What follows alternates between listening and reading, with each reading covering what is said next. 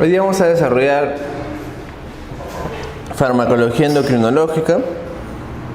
Soy el doctor Jesús de la Jara Cordero y vamos a ver los principales fármacos en el sistema endocrino. Obviamente acá la estrella va a ser la diabetes, ¿no? Entonces vamos a tener que hablar un poco sobre la enfermedad para que ustedes puedan comprender varios aspectos farmacológicos.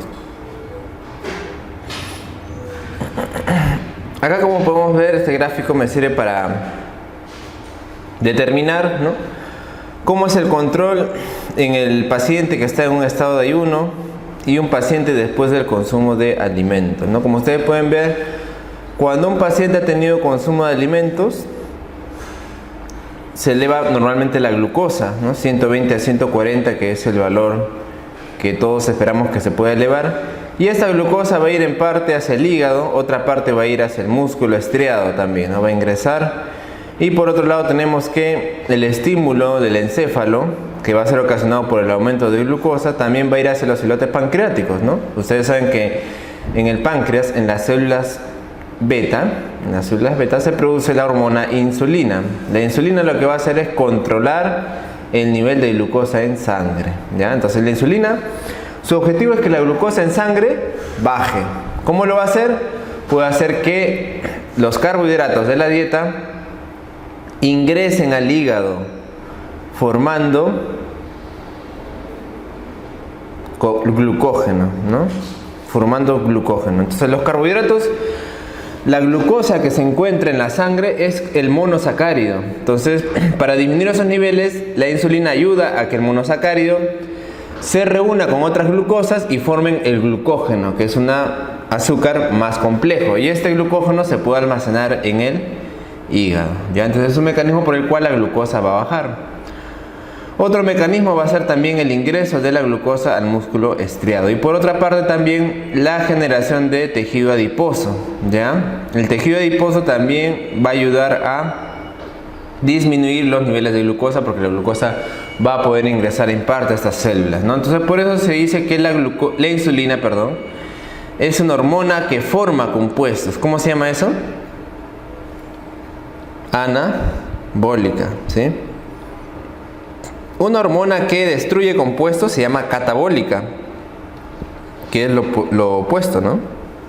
Entonces la insulina más bien es una hormona anabólica porque forma complejos, forma glucógeno, forma tejido graso, ¿sí? Entonces eso es lo que yo siempre les digo, que cuando una persona, por ejemplo, consume azúcar en grandes cantidades, ¿sí?, no importa que tu nivel de glucosa esté bien, que la persona lo pueda controlar, porque al fin y al cabo la insulina va a seguir haciendo estas modificaciones. Por lo tanto, la insulina va a seguir formando tejido adiposo, grasa, que es la que se nos acumula en el abdomen, se nos acumula en las diversas partes. Entonces, si tú comes, por ejemplo, una torta que tiene un montón de glucosa o una gaseosa, ¿está bien? Tú dices, ok, la insulina viene y la insulina hace que la glucosa baje, así que no tengo problemas, ¿no? Mientras sea joven, mientras mi páncreas funcione normal.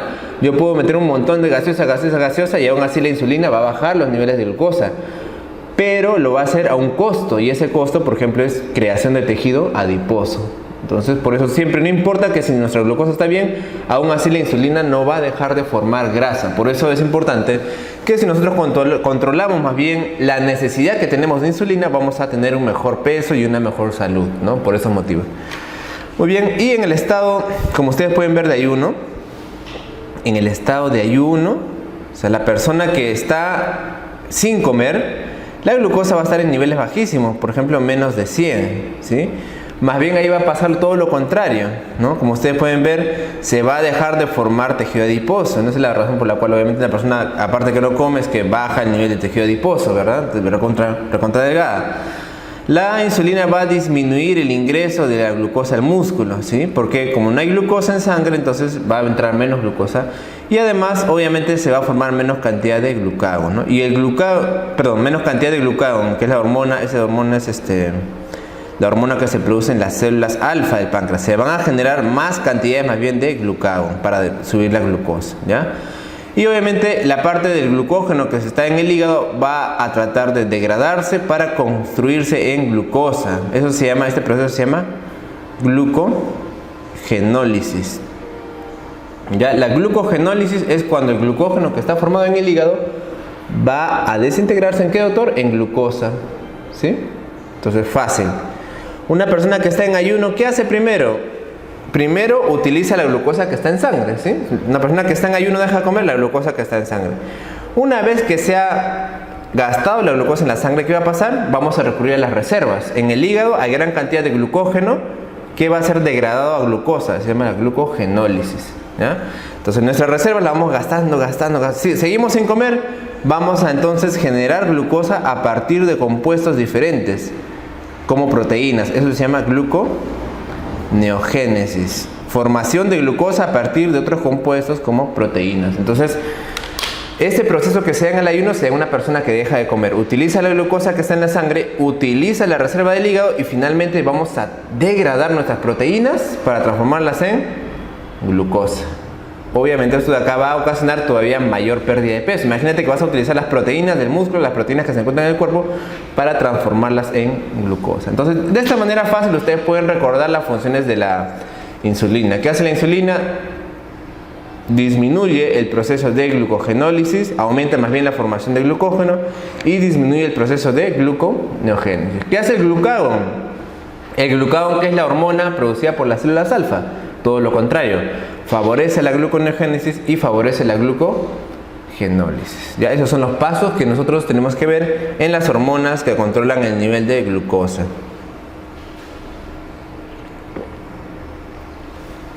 Para la formación de la insulina, que se genera, como les digo, en las células beta, siguen estos pasos, ¿no? Y acá tenemos las transformaciones que sufre la insulina, ¿no? El principal precursor, el más antiguo, es la preproinsulina, ¿no? La preproinsulina. Esta preproinsulina se va a degradar y se va a desdoblar, formándose enlaces disulfuro, como ustedes pueden ver acá, ¿sí? Estos enlaces disulfuro van a cambiar la conformación de la preproinsulina, que se va a transformar en proinsulina. Luego de esto va a ocurrir desdoblamientos en las posiciones de arginina y lisina, lo que va a llevar por un lado a la producción del péptido C y por otro lado a la producción de insulina. ¿Ya? Entonces acá vemos que la insulina al final es una proteína, es una hormona de tipo proteica, que se produce además de una proteína mucho más grande, que es esta de acá, ¿no? Esta proteína mucho más grande al final se va a escindir y se va a transformar por un lado en insulina y por un lado en péptido C. El péptido C es un elemento que más o menos nos puede servir, porque para saber si un paciente está produciendo insulina en cantidad, que se llama hiperinsulinismo, podemos hacerlo midiendo el péptido C en sangre, ¿no? O sea, es un examen que tú lo puedes pedir así como pides hemograma o glucosa o sodio, puedes pedir en sangre péptido C, ¿no? Y esa cantidad, si está elevada, pues quiere decir que la insulina se está sintetizando más, ¿no? Que el problema es el aumento de la síntesis de insulina. Es un medio también de saber qué tanta insulina se está produciendo. ¿Ya? ¿Cómo actúa la, digamos, generación de insulina? O sea, ¿cómo el cuerpo se da cuenta de que debe generar insulina? Ahí tenemos un gráfico, ¿no? ¿Qué sucede primero? La glucosa que está en sangre va a ser la que va a decirle a la célula beta que produzca. Este de acá es la célula beta. Acá está la célula beta de los islotes de Langerhans del páncreas. Existe en la célula beta un receptor llamado GLUT, que generalmente es GLUT1.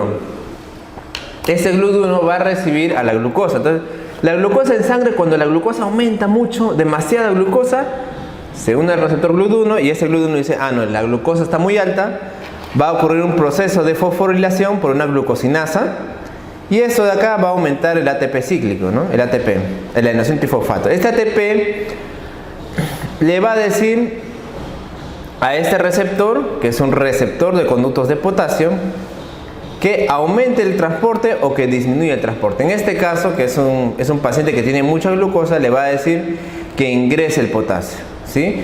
Y una vez que ingrese el potasio, ¿qué va a suceder? La membrana se va a repolarizar, ¿no? Hiperpolarizar y va a estar en reposo. ¿No? Cuando esto de acá sucede, entonces puede haber un proceso que se llama en este caso, perdón, va a haber una disminución del ingreso, va a haber una disminución del ingreso del potasio y esta disminución del ingreso de potasio va a causar una despolarización, ¿sí? Se despolariza la membrana, permite el ingreso de calcio y con esto va a liberar la insulina. Ya nuevamente, entra la glucosa en exceso, fosforila la glucosa 6-fosfato, eso de acá aumenta el ATP cíclico, el ATP, y este ATP va a impedir el ingreso de potasio, ¿sí? Como no ingresa potasio, la membrana va a entrar en despolarización y por lo tanto se va a liberar las vesículas de insulina, ¿ya? Insulina. Este proceso que ustedes ven acá puede ser disminuido, puede ser interrumpido por algunas sulfonilurias, unos fármacos que se llaman sulfonilurias y meglitinidas. ¿Qué van a hacer estos fármacos, doctor? Van a modular el ingreso o la salida de potasio, ¿ya? Lo que va a ocasionar una mayor despolarización o una menor despolarización, generalmente una mayor despolarización, que va a permitir la mayor liberación de insulina, ¿ya? A los fármacos que aumentan la capacidad de secreción de insulina se les llama secretagogos, ¿ya? Eso se le llama secretagogos, ¿ya?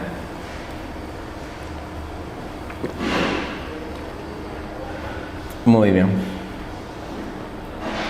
Ahora, doctor, ¿cómo hago para diagnosticar diabetes? Obviamente quiero saber cuándo voy a utilizar estos fármacos, ¿no? Como la insulina, la metformina, la sulfoniluria. Estos son criterios clínicos que ustedes, como les digo, les van a enseñar más adelante en medicina interna y semiología. ¿Cómo hago el diagnóstico de diabetes?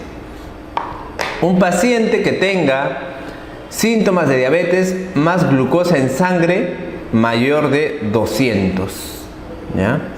Obviamente debe ser una glucosa en sangre de manera aleatoria. Puede ser en ayunas, puede ser si la persona ha comido o puede ser después, ¿ya? Pero acompañado de síntomas de diabetes. ¿Cuáles son los síntomas de la diabetes? Las 3P, ¿sí? Actualmente le ponen 4, pero lo clásico es la poliuria, polidipsia, polifagia y pérdida de peso.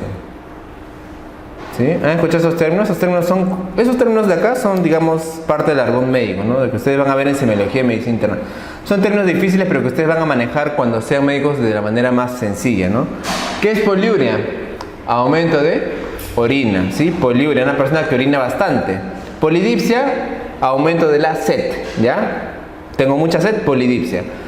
Polifagia, aumento del hambre, ¿ya? Polifagia. Entonces esos 3 síntomas los tienen los pacientes diabéticos en estadios avanzados. Orinan bastante, bastante sed y bastante hambre, ¿ya? Esos son los 3 síntomas. Y además también se puede unir con pérdida de peso. Entonces si un paciente tiene esto y además una glucosa más de 200, tiene el diagnóstico de diabetes. Ese es un criterio. Otra manera de diagnosticar: paciente que tenga 2 muestras de glucosa en plasma más igual a 126, ¿ya? Pero eso tiene que ser en ayunas, o sea, la persona tiene que haber dejado de comer mínimo 8 horas, ¿no? Por eso se le pide al paciente que cene, digamos, algo ligero y al día siguiente en la mañana, a las 7, 6, etcétera, se tome la muestra de glucosa sin haber probado ningún bocado, ¿ya? Eso se llama glucosa en ayunas. Si la glucosa en ayunas en 2 o más muestras está mayor o igual a 126, la persona ya tiene el diagnóstico de diabetes, ¿sí? Otra manera de diagnosticarla es con la glucosa a las 2 horas de prueba, no se van a prueba de tolerancia a la glucosa oral. O sea, le vamos a dar al paciente una cantidad de glucosa, que generalmente son 100 gramos, y luego de eso le vamos a tomar la glucosa en sangre a la hora, a las 2 horas y a las 3 horas. Si la glucosa a las 2 horas de haberle dado esa carga de glucosa está más de 200, también se hace el diagnóstico de diabetes, ¿ya? Y finalmente, otro criterio es la hemoglobina glicosilada mayor o igual a 6.5. La hemoglobina glicosilada es un examen de laboratorio que últimamente ha cobrado mayor importancia. ¿Por qué? Porque la hemoglobina glicosilada mide la cantidad de hemoglobina que está glicada por el exceso de glucosa. Entonces, esta hemoglobina va a persistir mucho tiempo con esta glicación, generalmente meses, hasta 3 meses. Entonces, Una persona que tiene diabetes, por ejemplo, puede ser que su glucosa esté mal, y un día decide ayunar, ¿ya? No come nada. Entonces, si no come nada, le tomas el examen y al día siguiente sale, ok, sale que la glucosa está bien, porque ha dejado de comer, ¿me entiendes? En cambio, esta hemoglobina glicosilada guarda la respuesta de meses. Entonces, si yo dejo de comer un día para que la glucosa me salga normal, tú le tomas la hemoglobina glicosilada y la hemoglobina glicosilada va a salir alterada. ¿Por qué? Porque eso de ahí es un resultado de meses de glicación. Es una manera de, digamos, descubrir a qué paciente puede estar tratando de engañarnos, ¿no? Ayunando y tratando de bajar los niveles de glucosa. Entonces, ese también es un parámetro muy importante. Y como ustedes ven ahí, mayor o igual a 6.5 es un valor de hemoglobina glicosilada, también puede hacer el diagnóstico. ¿Sí? Entonces, esta es la manera como yo digo, este paciente tiene diabetes, lo diagnostico. ¿Ya?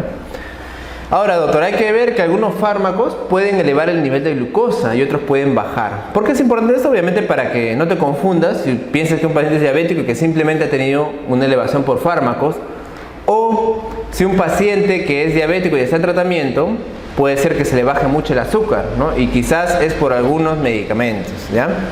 Ahí tenemos una serie de medicamentos. Lo más importante son los corticoides. Ahí están los glucocorticoides, ¿sí? Que también te suben los niveles de glucosa, porque el cortisol también te aumenta los niveles de glucosa, ¿no? Algunos antipsicóticos, sobre todo los atípicos, agonistas adrenérgicos beta, los famosos adrenérgicos beta que hemos estado estudiando, pueden aumentar los niveles de glucosa, ¿ya? Los diuréticos, ya habíamos visto que las tiacidas, ¿se acuerdan? ¿Se acuerdan que las tiacidas, la hidroclorotiacida, podía aumentarme el ácido úrico, ¿sí? Hacerme hiperlipidemia y también podía darme hiperglicemia como efecto adverso, ¿sí? Las hidantoínas, como la fenitoína, que es un anticonvulsivante que ya lo hemos estudiado. Los opioides, que también hemos estudiado en la última clase, fentanilo, morfina, etc. ¿Ya? Y algunos otros fármacos. Hipoglicemia me puede dar los antagonistas adrenérgicos. Acá tenemos, ¿se acuerdan cuál es? Carvedilol, ¿no? Carvedilol, bisoprolol, esos de ahí, ¿no? Son los antagonistas beta que hemos estudiado. Esos de acá me pueden disminuir los niveles de glucosa. El alcohol, muy importante, ¿ya? El etanol me puede bajar los niveles de glucosa. Ya, paciente alcohólico, que también casi siempre es un paciente desnutrido, así que la glucosa va a estar baja, ¿no? Los AINES, los inhibidores de la enzima convertidora de angiotensina. ¿Cuáles son estos? ¿Se acuerdan? Los inhibidores YECA, enalapril, ¿sí? Los antihipertensivos, captopril. Todos estos de acá me pueden bajar los niveles de glucosa. Ya. Entonces eso tengo que tener en cuenta a la hora que hago mi tratamiento y ver qué fármaco le puede estar alterando el nivel de glucosa. Entonces, para abordar un paciente con diabetes, tenemos que ver muchos aspectos. Control de la glucosa, eso se llama glucemia o glicemia, ¿sí? Glicemia, nivel de glucosa en sangre, emia de sangre, de hemo. Modificaciones en la dieta y en el estilo de vida, ejercicio y medicamentos. Entonces, lo más importante es que a este paciente le tenemos que cambiar la dieta. ¿Ya? Eso es algo básico que tiene que ir acompañado del tratamiento. ¿Ya? Y no sé si les dije alguna vez, pero el fármaco, los que vamos a estudiar ahorita, la insulina, etcétera, o sea, pueden ayudar a bajar los niveles de glucosa casi en cualquier nivel, por más alto que esté, ¿ya? Pero lo ideal obviamente es que el paciente tenga una dieta adecuada, baja en azúcar, para que el manejo sea más fácil, ¿sí? Yo tenía un paciente, no sé si les conté en la clase inicial, que era un paciente con alguna patología psiquiátrica, ¿ya? Y ese paciente tomaba Coca-Cola, no les exagero, una botella y media de 2 litros al día. Todos los días tomaba su Coca-Cola, ¿no? A pesar de que era diabético y se le había explicado que eso está mal. Aún así, con eso, el paciente cuando usaba, porque obviamente los médicos, digamos, no le habían abordado bien, le dejaban al paciente que haga sus desarreglos. Entonces todos los días el pata tomaba gaseosa y aún así le daban 30 unidades de insulina y 20 unidades de insulina en la noche. Y con eso manejaba bien los niveles de glucosa. O sea, tú le tomabas la glucosa y estaba bien. ¿Por qué? Porque a pesar de que él tomaba un montón de gaseosa, igual le daban un bombazo de insulina y con eso le controlaban, ¿no? Entonces, a la larga sí lo puede hacer. Pero el problema es que eso no es lo correcto, ¿no? Lo correcto es modificar la dieta. Entonces hay que decirle a este paciente, Prohibido los jugos, prohibido las galletas, prohibido las tortas, etcétera. Y todo lo demás hay que bajarle el azúcar, ¿no? Entonces el paciente con eso va a mejorar bastante. Muchos pacientes nuestros que vienen al hospital, cuando están en el hospital no requieren tratamiento para la diabetes. O sea, su glucosa está bien. ¿Por qué, doctor? Porque en el hospital se le obliga a tener una dieta, ¿verdad? En cambio en la casa ellos comen lo que quieran, se compran sus gaseosas, etc. En cambio en el hospital se le obliga, el paciente no puede comer otra cosa. Y qué bien que controla la glucosa sin necesidad de usar fármacos, ¿eh? Entonces es importantísimo. El estilo de vida, obviamente hay que cambiar la vida sedentaria que tiene, que haga ejercicio, también le va a beneficiar. Y también obviamente de la mano los medicamentos, ¿no? Los medicamentos que ahora vamos a ver. Además la diabetes, como ustedes deben saber por fisiopato, la diabetes también puede generar muchas enfermedades asociadas, ¿no? Ahí tenemos la presión alta, la obesidad, la dislipidemia, y la diabetes es predisponente para sufrir de infarto de miocardio y infarto cerebral también. Entonces todo eso de ahí hay que tratarlo. Y finalmente, detección y tratamiento de las complicaciones de la diabetes. Complicaciones. Una de las cosas peores que tiene la diabetes son las complicaciones que tiene, ¿ya? O sea, la diabetes consiste en el aumento del nivel de glucosa, ¿ya? Pero eso de ahí puede hacer daño a nivel vascular y a nivel neurológico, ¿ya? Que se puede traducir en una retinopatía. El paciente puede quedarse ciego por la diabetes. En enfermedades cardiovasculares, ¿ya? Alteración de los vasos sanguíneos por los niveles importantes de glucosa, que va a ocasionar infarto al corazón, ¿ya? El paciente no puede tener presión alta, no tiene arritmia, absolutamente nada, pero solo por la diabetes tiene un riesgo aumentado de infarto del corazón. ¿Qué más, doctor? Neuropatía. Los nervios, al tener las proteínas glicadas, se llaman procesos de glicación de proteínas, las proteínas van a fallar y los nervios van a dejar de transmitir la información adecuada. El paciente con diabetes sufre bastante de dolores neuropáticos, ¿sí? Siente que se le adormece la mano, siente hormigueo en los pies. Eso es algo común en los pacientes con diabetes. Y este grado de problema puede llegar a ser tan severo que el paciente puede tener patologías a nivel de su pie. Ya en el pie el paciente va a dejar de tener la sensibilidad normal y va a empezar a hacerse microtraumas. Se va a golpear el pie, le va a salir ampollas. Y el paciente al final puede tener un pie diabético. Son pies a los cuales se les hace una úlcera, ¿no? Un hueco. Y el paciente puede tener incluso toda esta parte del pie totalmente necrosada. Las complicaciones vasculares también causan en el paciente diabético que la irrigación no sea adecuada y el paciente puede tener gangrena, necrosis del pie. Se pone negro, negro, negro, negro y muchas veces hay que amputarle, ¿no? La causa más frecuente de amputación de pie es por diabetes, ¿no? Ustedes habrán visto varios casos, ¿no? De personajes de la farándula que han tenido diabetes y han terminado con amputación, ¿no? La diabetes es la primera causa de paciente con enfermedad renal crónica en diálisis.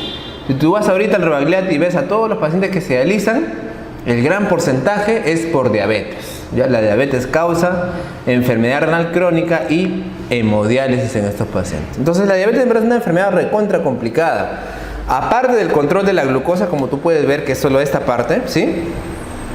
Tenemos estos problemazos que me ocasionan muerte en los pacientes, ¿ya?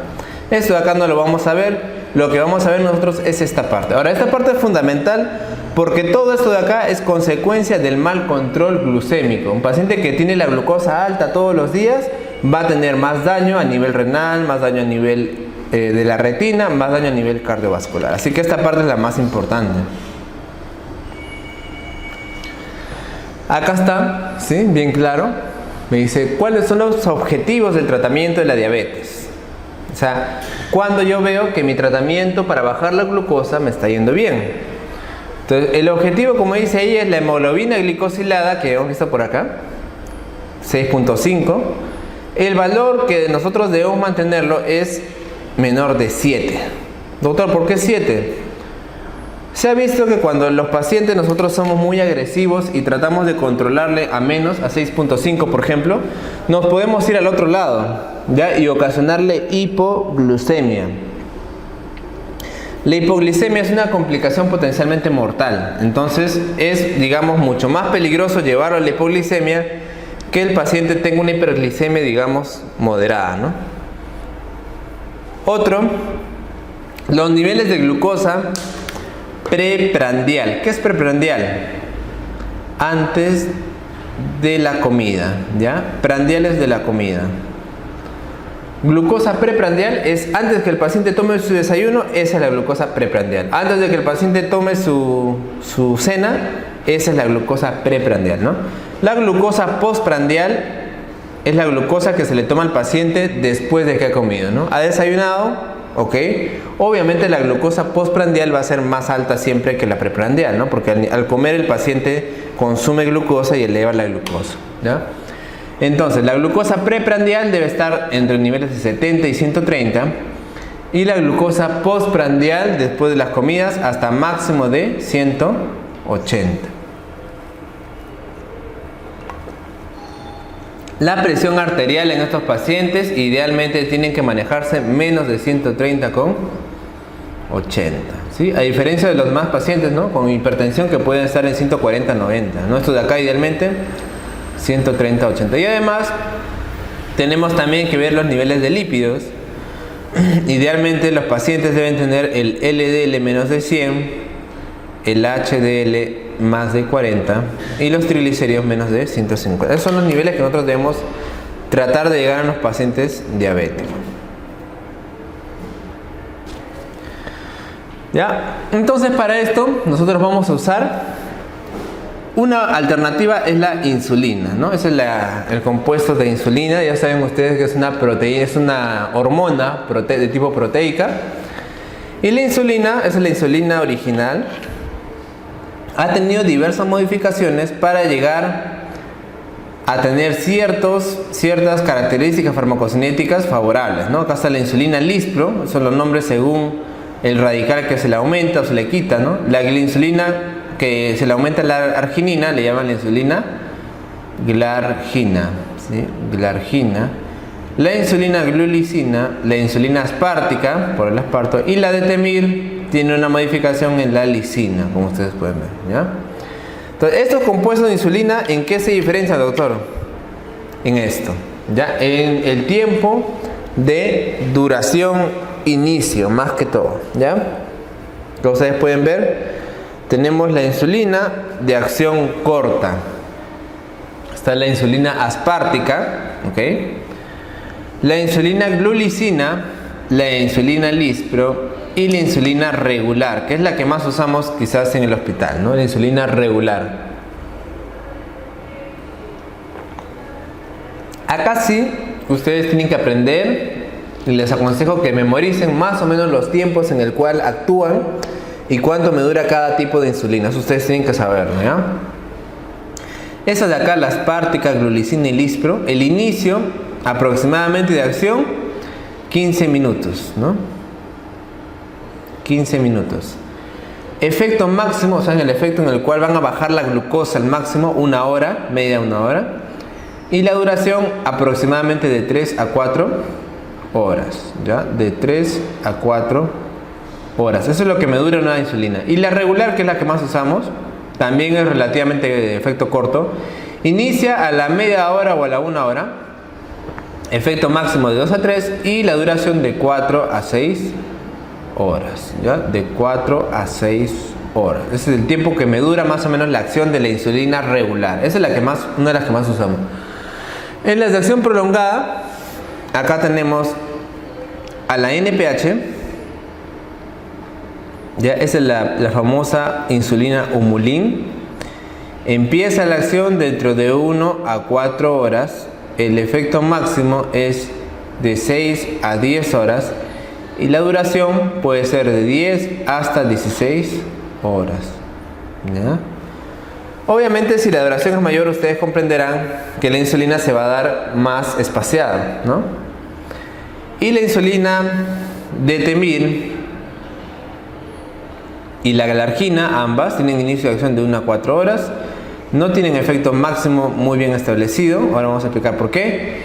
Y la duración aproximadamente es de 20 a 24 horas. O sea, un día entero prácticamente, ¿no? Entonces ustedes ahí pueden ver que la insulina de Temir o glargina la podemos usar tranquilamente una vez al día, ¿sí? Una vez al día insulina y listo. Ya suficiente para todo el día. La insulina NPH generalmente la usamos cada 12 horas. Ustedes ven ahí que el tiempo es de 10 a 16 horas. La usamos casi siempre cada 12 horas, la insulina NPH. ¿Sí? Y más bien las otras insulinas la podemos usar cada 8 horas o cada 6 horas, dependiendo. Pregunta: ¿cómo se llamaba esa vía, digamos, de administración en la cual me permitían, ¿se acuerdan?, almacenar un fármaco y luego liberarlo lentamente? ¿Cuál era? La vía, muy bien, subcutánea. Entonces, esta es la vía, como les había dicho en esa clase, en la cual vamos a usar la insulina NPH, que es una de las que se almacena, y las demás, ¿ya? La insulina de acción rápida podemos usarla endovenosa, ¿ya? Aunque también puede usarse subcutánea, pero generalmente usamos endovenosa. La insulina NPH, que es la que se va a liberar en 12 horas todavía, esa de ahí siempre la ponemos subcutánea. Entonces la enfermera siempre le va a poner acá en el abdomen, debajo, ¿no? Vos hay una jeringa de insulina, la cargas, le das unas ampollas acá en la parte de la grasa, o en todo caso aquí en el hombro, ¿no? Que también hay un poco de grasa. Esa es la vía subcutánea, ¿ya?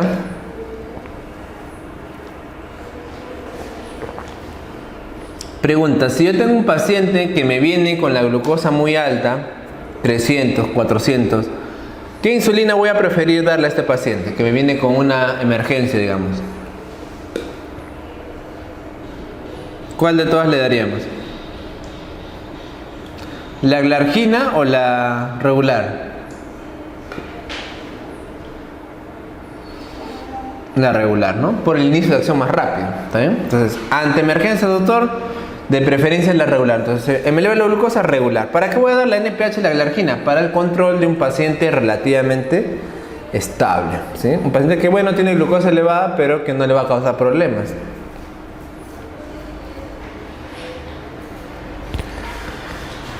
Acá hay un ejemplo en el cual vemos más o menos los efectos de la insulina, ¿sí? Acá vemos claramente que los análogos de insulina, que son, digamos, las insulinas más lentas, ¿no? Más cortas, la utilizamos. Esta es la cena, el almuerzo y el desayuno, almuerzo y la cena. Esta es la cena. La insulina, que son de acción corta, como ustedes pueden ver, ¿no? Llega a un pico máximo, como les dijimos, en unas horas, y luego baja, ¿no? Hay que darle otra vez, sube su pico de acción de la insulina y luego baja, ¿no? En cambio acá tenemos a la insulina glargina. La glargina, como pueden ver, o la de Etemir también, tiene un pico mucho más grande, ¿no? O sea, tiene una duración mucho más larga y sobre todo no me hace picos, ¿sí? Por eso que no hace efecto máximo, porque la glargina y la edatemir es una liberación prolongada y constante, ¿ya? No me hace picos.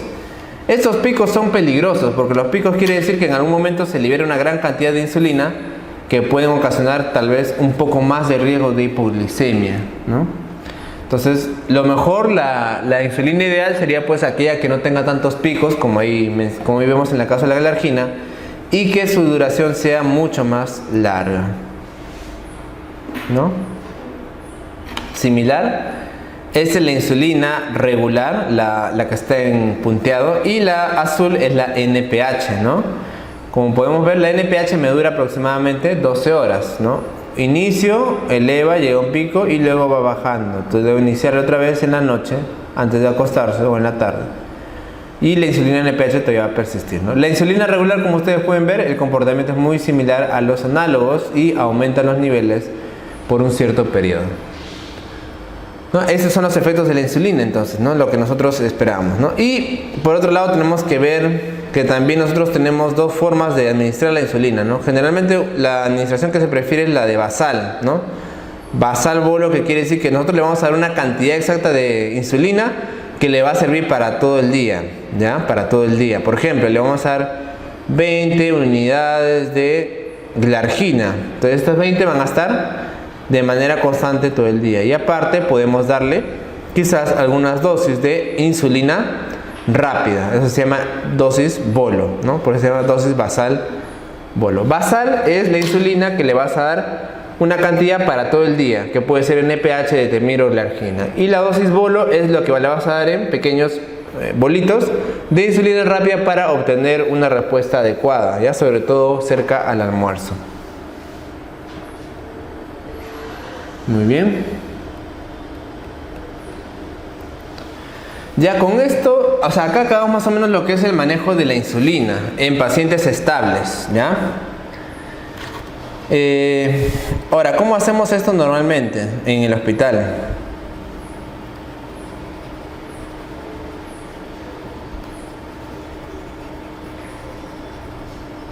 ¿No? En el hospital lo que hacemos normalmente es ponerle a un paciente una escala de insulina rápida que se llama insulina escala móvil, ¿no?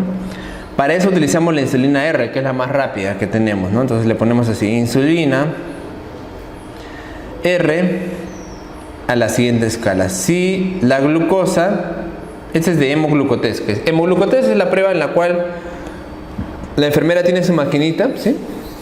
Un punzón, le pinchas al paciente una gota de sangre, lo pones en la máquina y me sale el nivel de glucosa, ¿no?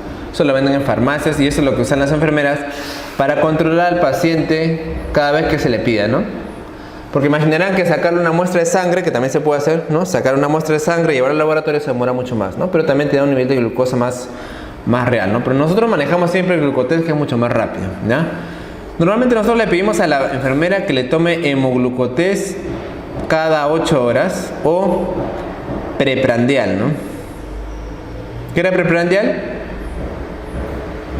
Antes de las comidas. Entonces, antes del desayuno le va a tomar hemoglucotés, antes del almuerzo le va a tomar y antes de la cena le va a tomar. Esos resultados lo vamos a ver en la historia anotada por la enfermera, ¿no? O sea, tú le vas a poner hemoglucotés cada 8 horas o hemoglucotés preprandial. Muy bien. Una vez que hace esto, nosotros vamos a poner, si el hemoglucotés me sale más de 200 a 250, le va a administrar 2 unidades internacionales de insulina. Lo que pasa es que cada unidad de insulina baja aproximadamente 50 miligramos de glucosa. Cada unidad de insulina baja 50 miligramos por decilitro de glucosa. Por eso, nosotros vamos subiendo de 50 en 50 y cada vez que subamos de 50 en 50, vamos a aumentarle una unidad de insulina, ¿sí? Si tiene más de 300 a 350 le vamos a dar 4 y si tiene más de 350 le vamos a dar 5, ¿ya? Entonces eso es lo que va a hacer la enfermera normalmente. Entonces le va a tomar hemoglucotés, doctor, le salió 280, ya, ¿qué dice ahí? 3 unidades de insulina, 3 unidades de insulina, ¿sí? En la tarde, doctor, le tomé, vamos a poner, en la mañana me salió 280, ya le puse 3, ya. En la tarde, doctor, le salió 350, le puse 4. Y en la noche le salió 180, le puse 0. Listo. ¿Cuánto utilizaste el día? 7. Entonces, esa es la cantidad que aproximadamente tú le puedes poner al paciente dividiéndolo la mitad en la mañana o la mitad en la noche, ¿ya? Entonces puedes ponerle, por ejemplo, 5 unidades en la mañana y 2 unidades en la noche. ¿De qué, doctor? De insulina NPH. ¿Sí? Entonces la insulina rápida me sirve para titular más o menos la cantidad que el paciente ha requerido en un día. Luego de eso nosotros le vamos a administrar la dosis, pero con insulina NPH que le va a durar 12 horas. Ya, eso más o menos es lo que hacemos en los hospitales, ¿no? Otra manera de hacerlo es también marcando un aproximado de insulina NPH que se le puede dar al paciente, ¿no? Generalmente se dice que puede ser de 0.2 a 0.4 por kilogramo de peso, ¿no? O sea, un paciente que tiene, por ejemplo, 60 kilos, ¿cuánto le corresponderá? Le corresponderá 12 a 24 unidades de insulina al día. Eso es un valor también aproximado. O sea, tú puedes, en un paciente que requiere insulina porque sufre diabetes, 0.2 por 0.4 por kilogramo de peso. Si pesa 60, me requiere 12 hasta 24 unidades de insulina.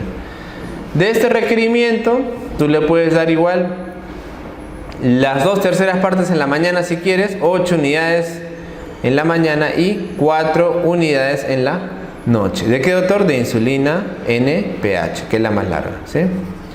Entonces, en función a esto, nosotros más o menos podemos calcular la cantidad de insulina que va a requerir el paciente. Y además de esto, además de la insulina NPH, le vamos a seguir dejando la insulina a escala móvil. ¿Por qué, doctor? Porque puede ser que a pesar de que le demos la insulina NPH, el paciente, al tomarle la glucosa, me salga elevado, ¿sí? Entonces, si por ejemplo yo le dije a la enfermera, ya le vas a poner insulina NPH, le vas a poner 8 en la mañana y 4 en la noche, ¿sí? Ya. Y además también va a seguir con la misma escala móvil, insulina R a escala móvil. Entonces, si con esto el paciente me hace en la mañana, me hace, imagínate, 180, perfecto. En la tarde me hace 140, perfecto. En la noche me hace 250, ¿qué hago, doctor? Le pongo 2 unidades de rápida, ¿sí? 2 unidades de insulina rápida. Y así, si yo voy viendo que en mis días el paciente requiere más insulina, ¿qué hago? Esto de acá le voy a sumar a la insulina NPH. Si el paciente con la dosis que le estoy dando no me controla la glucosa, le puedo aumentar al día siguiente o a los 2 días insulina NPH, ya no le dejo 8, sino le dejo, por ejemplo, 10. Ya no le dejo 4, sino le puedo dejar, por ejemplo, 5. Y así, ¿ya? Esa es la manera más o menos que se hace el control de la diabetes en un paciente hospitalizado, ¿ya? Si con eso no me controla, le puedo ir aumentando cada 2 días la dosis de insulina para ver si con eso ya me controla. Ya con esto, imagínate que me sale con la dosis de 10,5. Me salió en la mañana, por ejemplo, hemoglucotés en la mañana 80, en la tarde me salió 110 y en la noche me salió 120. ¿Qué quiere decir? Este paciente ya está bien con esa dosis, ¿sí?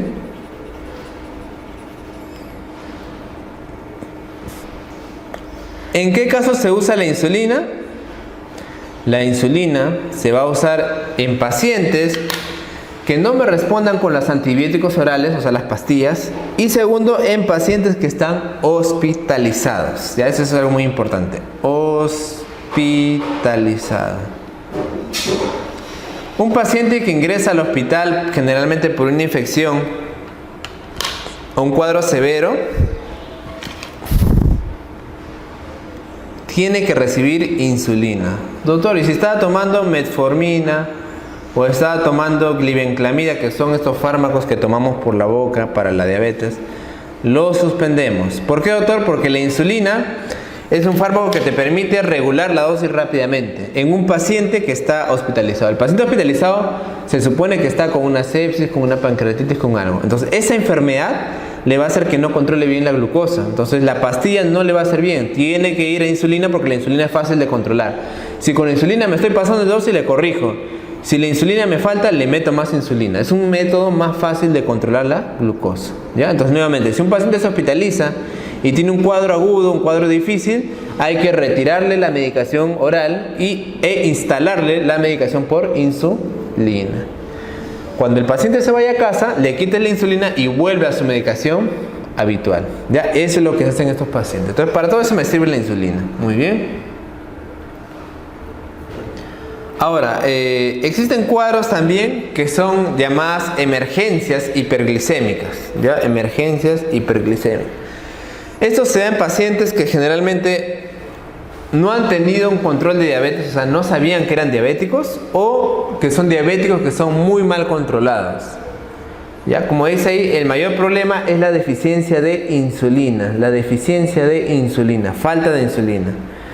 Esto de acá en el tejido adiposo va a generar lipólisis incrementada, ¿sí? Se va a incrementar la destrucción de las células grasas, eso se llama lipólisis. Va a empezar a producirse más glucosa y disminuir, obviamente, la captura, el ingreso de la glucosa, ¿a dónde? A las células, ¿sí? Puede dar hiperglicemia, los niveles de glucosa reactivos, glucosuria, que quiere decir que por la orina vamos a orinar glucosa, y esto de acá obviamente va a jalar agua, eso se llama diuresis osmótica, ¿ya? Diuresis osmótica. Esto va a ocasionar que el paciente pierda líquidos y se deshidrate, ¿ya? Muy bien. La disminución de la tasa de filtración glomerular nos puede causar también hiperosmolaridad, ¿ya? Aumento de la osmolaridad y producción de ácido láctico. Si esto se hace, el paciente está recontra deshidratado, puede causarle un estado hiperosmolar, ese es el nombre, estado hiperosmolar. Si el paciente en cambio aumenta la destrucción del tejido adiposo, va a empezar a aumentar los ácidos grasos y esto de acá va a generar los llamados cuerpos cetónicos, ¿sí? No sé si esto han estudiado tal vez en bioquímica, cuando les han explicado la degradación de los lípidos, ocasiona la creación de los cuerpos cetónicos, ¿no? Los cuerpos cetónicos van a generar aumento de cetonemia y cetonuria, y estos de aquí van a ocasionar la diabetes cetoacidótica, se llama ya, cetoacidosis diabética. Son dos cuadros que son emergencias hiperglicémicas, ¿ya? Un paciente que tiene cetoacidosis por diabetes va a presentar generalmente náuseas, son los signos, ¿no? Va a presentar náuseas, vómitos, polidipsia, poliuria y polifagia, que ya sabemos qué significa, debilidad generalizada, baja de peso, baja de apetito, anorexia, dolor en el abdomen y trastornos visuales, ¿ya? Mayormente son náuseas, vómitos, poliuria, polidipsia, dolor abdominal y disturbios visuales. Además puede haber aumento de la frecuencia cardíaca, taquicardia, baja de la presión arterial, deshidratación que no suele ser tan severa, respiración de Kussmaul, que es cuando el paciente respira de una manera recontra agitada, ¿sí? De una manera muy agitada, compromiso de conciencia y puede tener aliento a frutas, ¿no? Aliento a cetonas, aliento a frutas. Muy bien.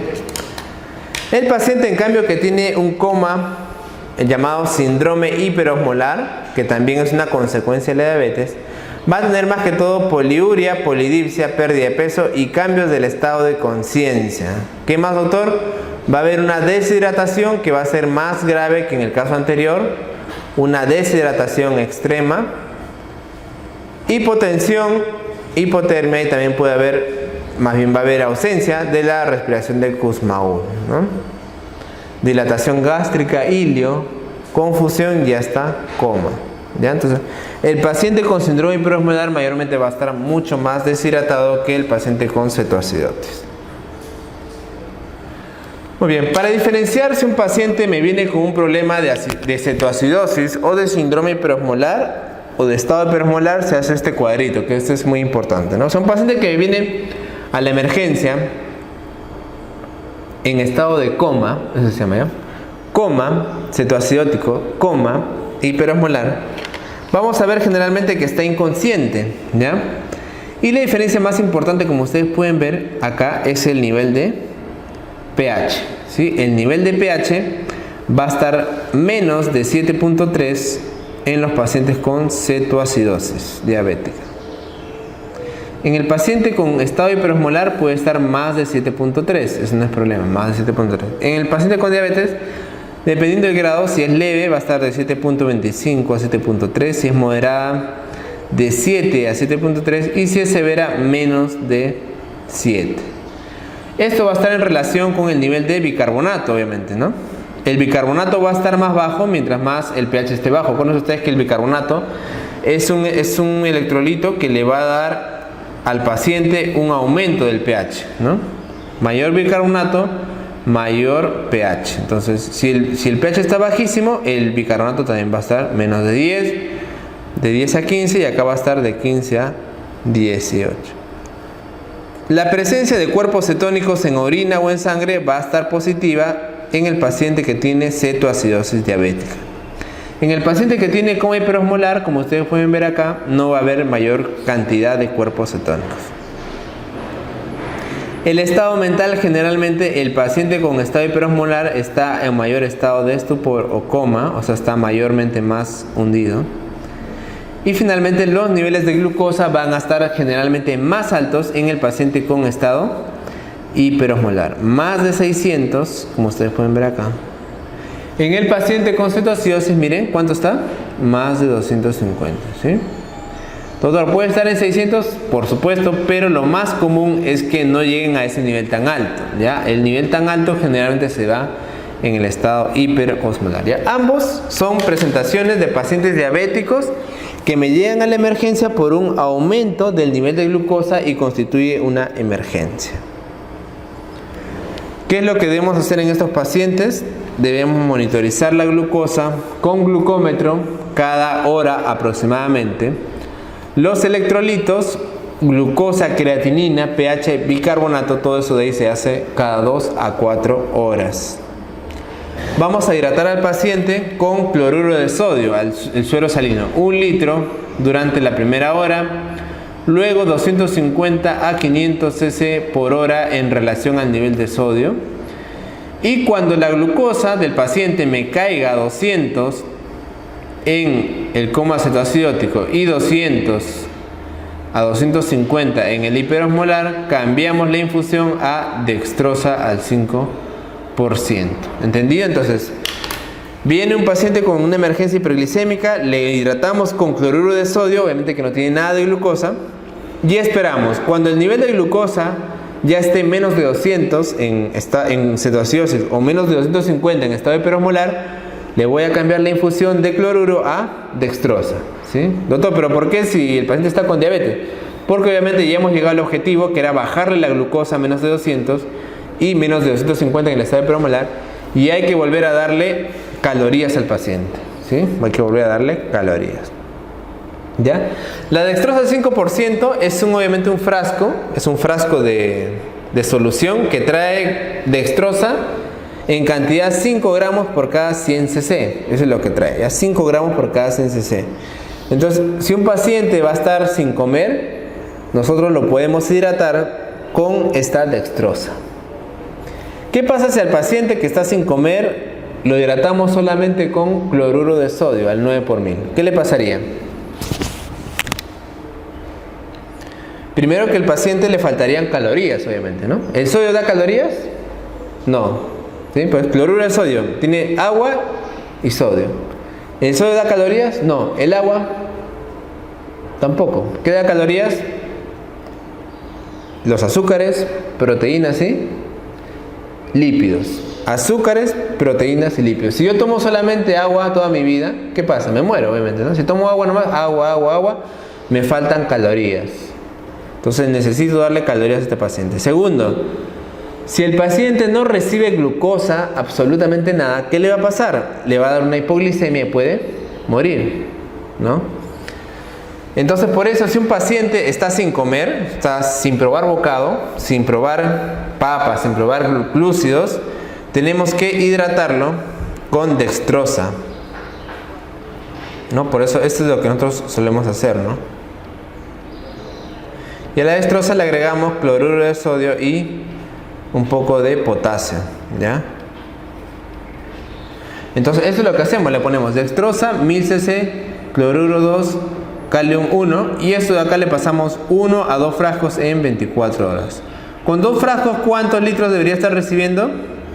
2, ¿sí? 2 frasquitos son 2 litros al día. Entonces, si un paciente no come, doctor, yo le pongo por la vena dextrosa, pero ahí me garantiza que le estoy dando glucosa, ¿sí? Le estoy dando glucosa por la vía. Entonces el paciente no va a tener hipoglicemia y va a tener calorías, ¿ya? Entonces por eso repito, si el paciente ya tiene glucosa, ya cayó, entonces ya le puedo empezar a dar dextrosa sin problema. Muy bien. ¿Y cuál es el tratamiento? Porque ya he hablado de que le vamos al paciente a administrar cloruro, a administrar posteriormente dextrosa, pero ¿cuál es el tratamiento de la crisis hiperglicémica? Acá el tratamiento va a ser administrarle insulina en infusión, ¿ya?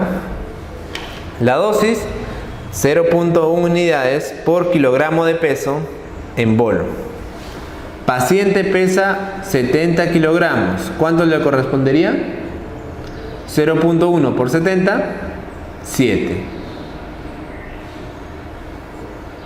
Le voy a poner 7 unidades de insulina R STAT en bolo, ¿sí? 7 unidades de insulina a cargo en bolo. ¿Y luego qué hago? Le infundo insulina 0.1 unidades por kilogramo de peso por hora, ¿ya? ¿Cómo hago esto, doctor? Así. Podemos poner, hacemos una preparación de cloruro al 9 por 1000, 100 cc. E insulina 100 unidades aproximadamente, ¿sí? 100 unidades de insulina en 100 cc de cloruro me da que cada cc me aporta una unidad de insulina. La dosis de insulina en infusión, doctor, es 0.1 unidades por kilo por hora. Ya, paciente que pesa 70, 0.1 por 70, 7 unidades por hora. Esa es la dosis que debo darle. Si yo tengo esta solución que he preparado yo, le he puesto 100 unidades de insulina, 100 unidades de insulina con 100 cc de cloruro, al mezclarlo cada cc me trae una unidad. Si yo quiero pasarle a este paciente 7 unidades por hora, la infusión será 7 centímetros cúbicos por hora. ¿Ya? Y eso es, así de fácil es administrar la insulina. Entonces a la enfermera le digo, vas a preparar 100 unidades de insulina con 100 cloruro y lo vamos a pasar en una bombita a 7 cc por hora. Esa bombita se va a poner, ¿no?, en la máquina, la insulina, y le vas a poner ahí 7 cc por hora y va a empezar un goteo lento de insulina, 7 cc por hora, ¿no? Ese es el nivel de insulina que yo le debo bajar a esta paciente que ha venido con su crisis hiperglicémica. ¿Ya? En general, ya ahora consideramos que tiene que ser por vía endovenosa. La velocidad de descenso de glucosa con estas medidas debe ser de 50 a 70 por hora. Si no se consigue, se debe duplicar la dosis. Entonces, si el paciente me vino con 400, ¿no?, y al cabo de una hora de la infusión está en 380, ¿qué debo hacer? Acá me dice, si la glucosa no ha bajado de 50 a 70 en una hora, ¿cuánto bajó? 20. Ya, no ha bajado 50 o 70, debo duplicarle la dosis. Entonces, en vez de darle 7, le voy a dejar 14 cc por hora. ¿Está bien? Cuando la glucosa disminuye a niveles descritos, se debe disminuir la dosis a 0.05 unidades por kilogramo hasta los criterios de resolución. Eso quiere decir que si la glucosa ya bajó a menos de 200, ya le puedo empezar la infusión a bajar. En vez de 7, le voy a dejar la mitad, 3 más o menos cc por hora. Ya, eso es lo que nosotros vamos a hacer. ¿Ya? Entonces, de esa manera nosotros tratamos las emergencias hiperglicémicas. Tratamiento de emergencia hiperglicémica, insulina endovenosa. Ya, insulina rápida endovenosa en infusión. Estos de acá son los criterios de resolución de la cetoacidosis, ¿no? Obviamente, si el pH aumenta más de 7.3, ya cantamos victoria que hemos superado la cetoacidosis. O cuando el paciente recupera el nivel de conciencia, en el caso del estado hiperosmolar, ¿no? Cuando se alcanzan estos criterios, se debe continuar de 1 a 2 horas la infusión de insulina y luego de haber administrado la dosis subcutánea respectiva. ¿Ya? Muy bien. Eso es lo mismo. Esos cuadritos son iguales, solamente que acá me abordan también otro tipo de aspectos, ¿no? Paciente que tiene emergencia hiperglicémica, le calculo la insulina. Ya sabemos que puede ser en bolo o en infusión, ¿no? Podemos utilizar 0.1 por kilo de peso en bolo y luego le dejamos la infusión de 0.1 unidades por kilo por hora. ¿Ya? Muy bien, esa es la infusión de insulina que hemos estudiado. Aparte, el paciente debemos también hidratarle, como hemos dicho, con cloruro de sodio. Si el paciente tiene hipovolemia, le administramos cloruro. Si tiene deshidratación moderada, evaluamos el sodio, ¿no? Acá me dice, si me sale el sodio alto normal, le voy a dar una hidratación con 0.45%, o sea, el medio normal, ¿no? El medio normal. Acuérdense ustedes que lo normal es 0.9%, ¿no? Entonces 0.45 es el medio. ¿Cómo prepara el medio normal, doctor? Ya les expliqué, agarras un cloruro, mitad de cloruro y mitad de agua destilada, ¿no? De esa manera lo disuelves al medio normal. Muy bien, esa es la hidratación. Por otro lado, doctor, el bicarbonato. Si el bicarbonato está el pH está menos de 6.9, le puedes administrar bicarbonato al paciente. Y el potasio debemos ver, si el potasio está menor de 3.3, le conservamos la insulina y le podemos dar potasio en reto. Si el paciente no tiene un potasio de este nivel tan alto, podemos chequear el potasio cada 2 horas aproximadamente, ¿sí? Entonces, como se dan cuenta, el manejo de estos pacientes con emergencias hiperglicémicas es muy riguroso, ¿no? Tenemos que estar tomándole controles ya cada hora o cada 2 horas para ver cómo va el nivel de glucosa, cómo va el nivel de cloruro, cómo va el nivel de potasio y cómo va el nivel de el pH. ¿Ya? Entonces, este paciente tiene que ir a una unidad de UCI a estar ahí con su infusión de insulina y cada rato controlarle las variables. Es un paciente relativamente de mortalidad alta. Muy bien, entonces resumiendo, ¿cuándo utilizamos insulina? A ver, ¿en qué pacientes? Paciente con emergencia hiperglicémica, las que hemos hablado. Ahí no vamos a utilizar pastillas nunca. Acá sí jamás pastillas. Emergencia, paciente con cetoacidosis diabética o estado hiperosmolar. Otra indicación, paciente que ingresa a hospital. ¿Sí? Todo paciente hospitalizado, le quito sus pastillas y le voy a dar insulina. Otra, paciente que esté tomando antidiabéticos orales y no me vaya bien con el tratamiento, ¿no? Le doy pastillas, sigue mal su glucosa, sigue alta. A ese paciente le puedo agregar insulina. Muy bien. Ahora, a un paciente que está tranquilo, está bien, que ha venido primeras veces a la consulta, tiene diabetes, le he hecho el diagnóstico recién, le puedo empezar a este paciente con dieta, ¿no? El paciente viene, dieta, va a estar en dieta, va a bajar el nivel de grasas, va a rechazar, va a eliminar de la dieta galletas, lo que es caramelos, lo que es jugos de frutas, y le vamos a bajar el nivel de glucosa. Este paciente con todo eso puede mejorar, ¿ya? O sea, la dieta, hay pacientes que con dieta nomás controla la glucosa muy bien. Si el paciente aún así persiste, o sea que no puede controlar, tenemos que iniciar primero antidiabéticos orales, ¿ya? Entonces por eso les digo, de arranque al paciente no le va a dar insulina, a menos que esté hospitalizado, ¿no? O que tenga como una emergencia hiperglicémica. Pero un paciente que recién tú le diagnosticas no le vas a empezar dando insulina de frente, ¿está bien? A menos que tenga un tipo de diabetes, pues, ¿no? Le han enseñado lo que es la diabetes tipo 1 y 2, ¿sí? ¿Lo has escuchado? ¿Cuál es en la cual hay deficiencia de insulina? En la 1, muy bien. Se llama insulino dependiente, ¿no?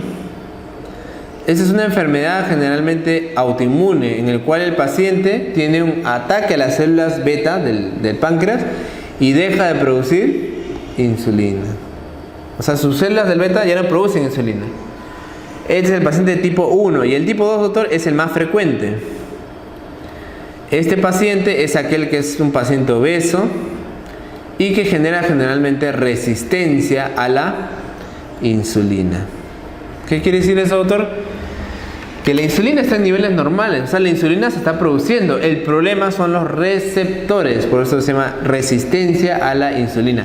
Y el paciente que es obeso es el que genera resistencia a la insulina. Los adipocitos son adipocitos que no van a responder a las indicaciones de la insulina, ¿ya? Y la glucosa va a estar permanentemente alta. Es una enfermedad adquirida, ¿no? No es como la otra que es autoinmune, que hay destrucción del páncreas. No, acá no hay destrucción del páncreas. Acá el problema va a ser la resistencia a la insulina a nivel de tejidos periféricos. Esta es la diabetes que con mucho es la más frecuente, ¿ya? Entonces, al paciente obviamente que tenga diabetes tipo 1, ese paciente sí le va a dar insulina, pues, porque ese paciente no tiene insulina, tiene un ataque a las células beta, no produce insulina. En cambio, los pacientes de tipo 2, que es la diabetes más frecuente, a esos pacientes solamente le vamos a dar en situaciones como que el fármaco no me ha hecho efecto, ¿no? Entonces, a estos pacientes inicialmente lo que hago es tratamiento con antidiabéticos orales, que es lo que vamos a ver, ¿ya? Estos se clasifican en aquellos que reducen la resistencia a la insulina. Acá tenemos a las biguanidas, tiazolidinedionas, las tiazolidinedionas. Tenemos otros fármacos que son secretagogos. ¿Qué era secretagogo?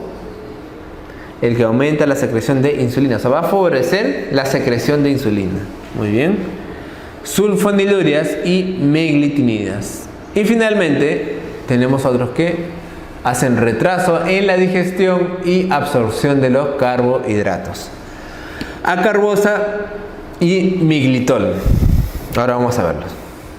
Ya, en los hipoglicemiantes que bajan los niveles de glucosa tenemos a las sulfonilurias y a las meglitinidas. Los que reducen la resistencia tenemos sobre todo ahí a las tiazolidinedionas. Esa es la cosa más importante. La metformina es el único fármaco del grupo de las biguanidas, así se llama, ¿ya? El grupo de las biguanidas. Su representante único, metformina. Ya antes había una que se llamaba la fenformina, pero causaba muchas muertes cardiovasculares, por eso se ha sacado del mercado.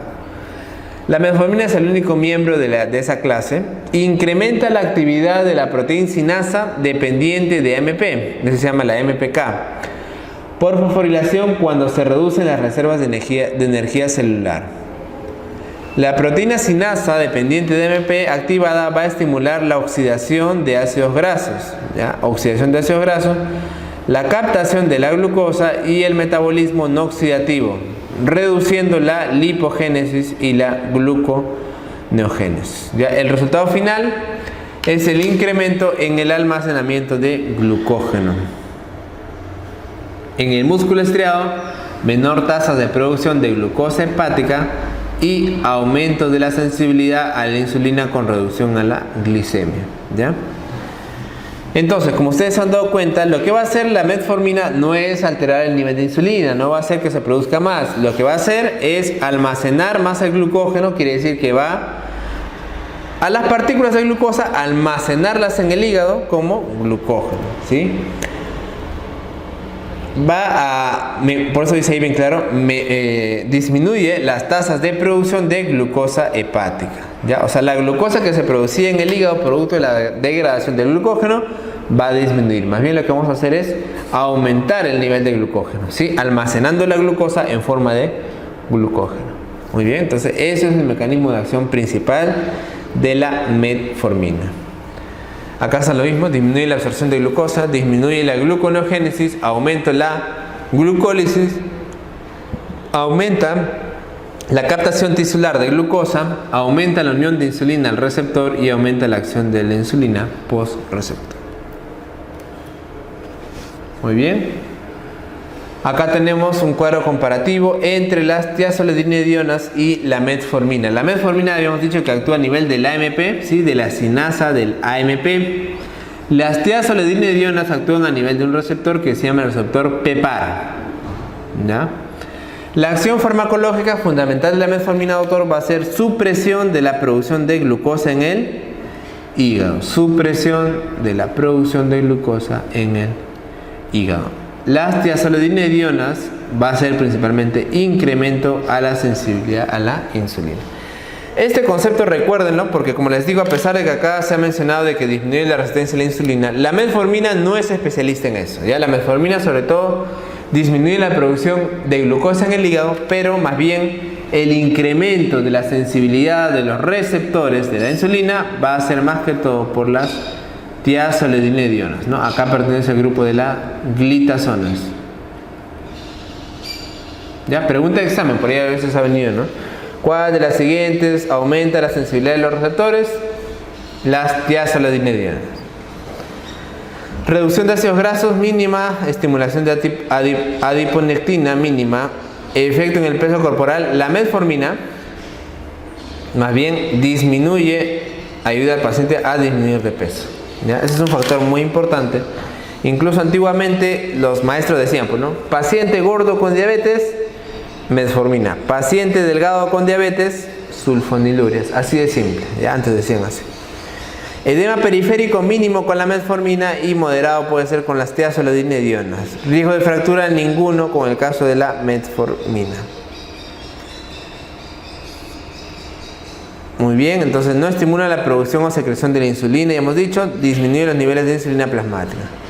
Disminuye la glucemia en ayuno, la glucemia postprandial, las cifras de hemoglobina glicosilada, que es nuestro objetivo, los niveles de insulina, los triglicéridos, el colesterol total y también el peso. Pues la metformina es muy buena en los pacientes, sobre todo obesos con diabetes. Baja las grasas, baja el azúcar y también ayuda a bajar de peso.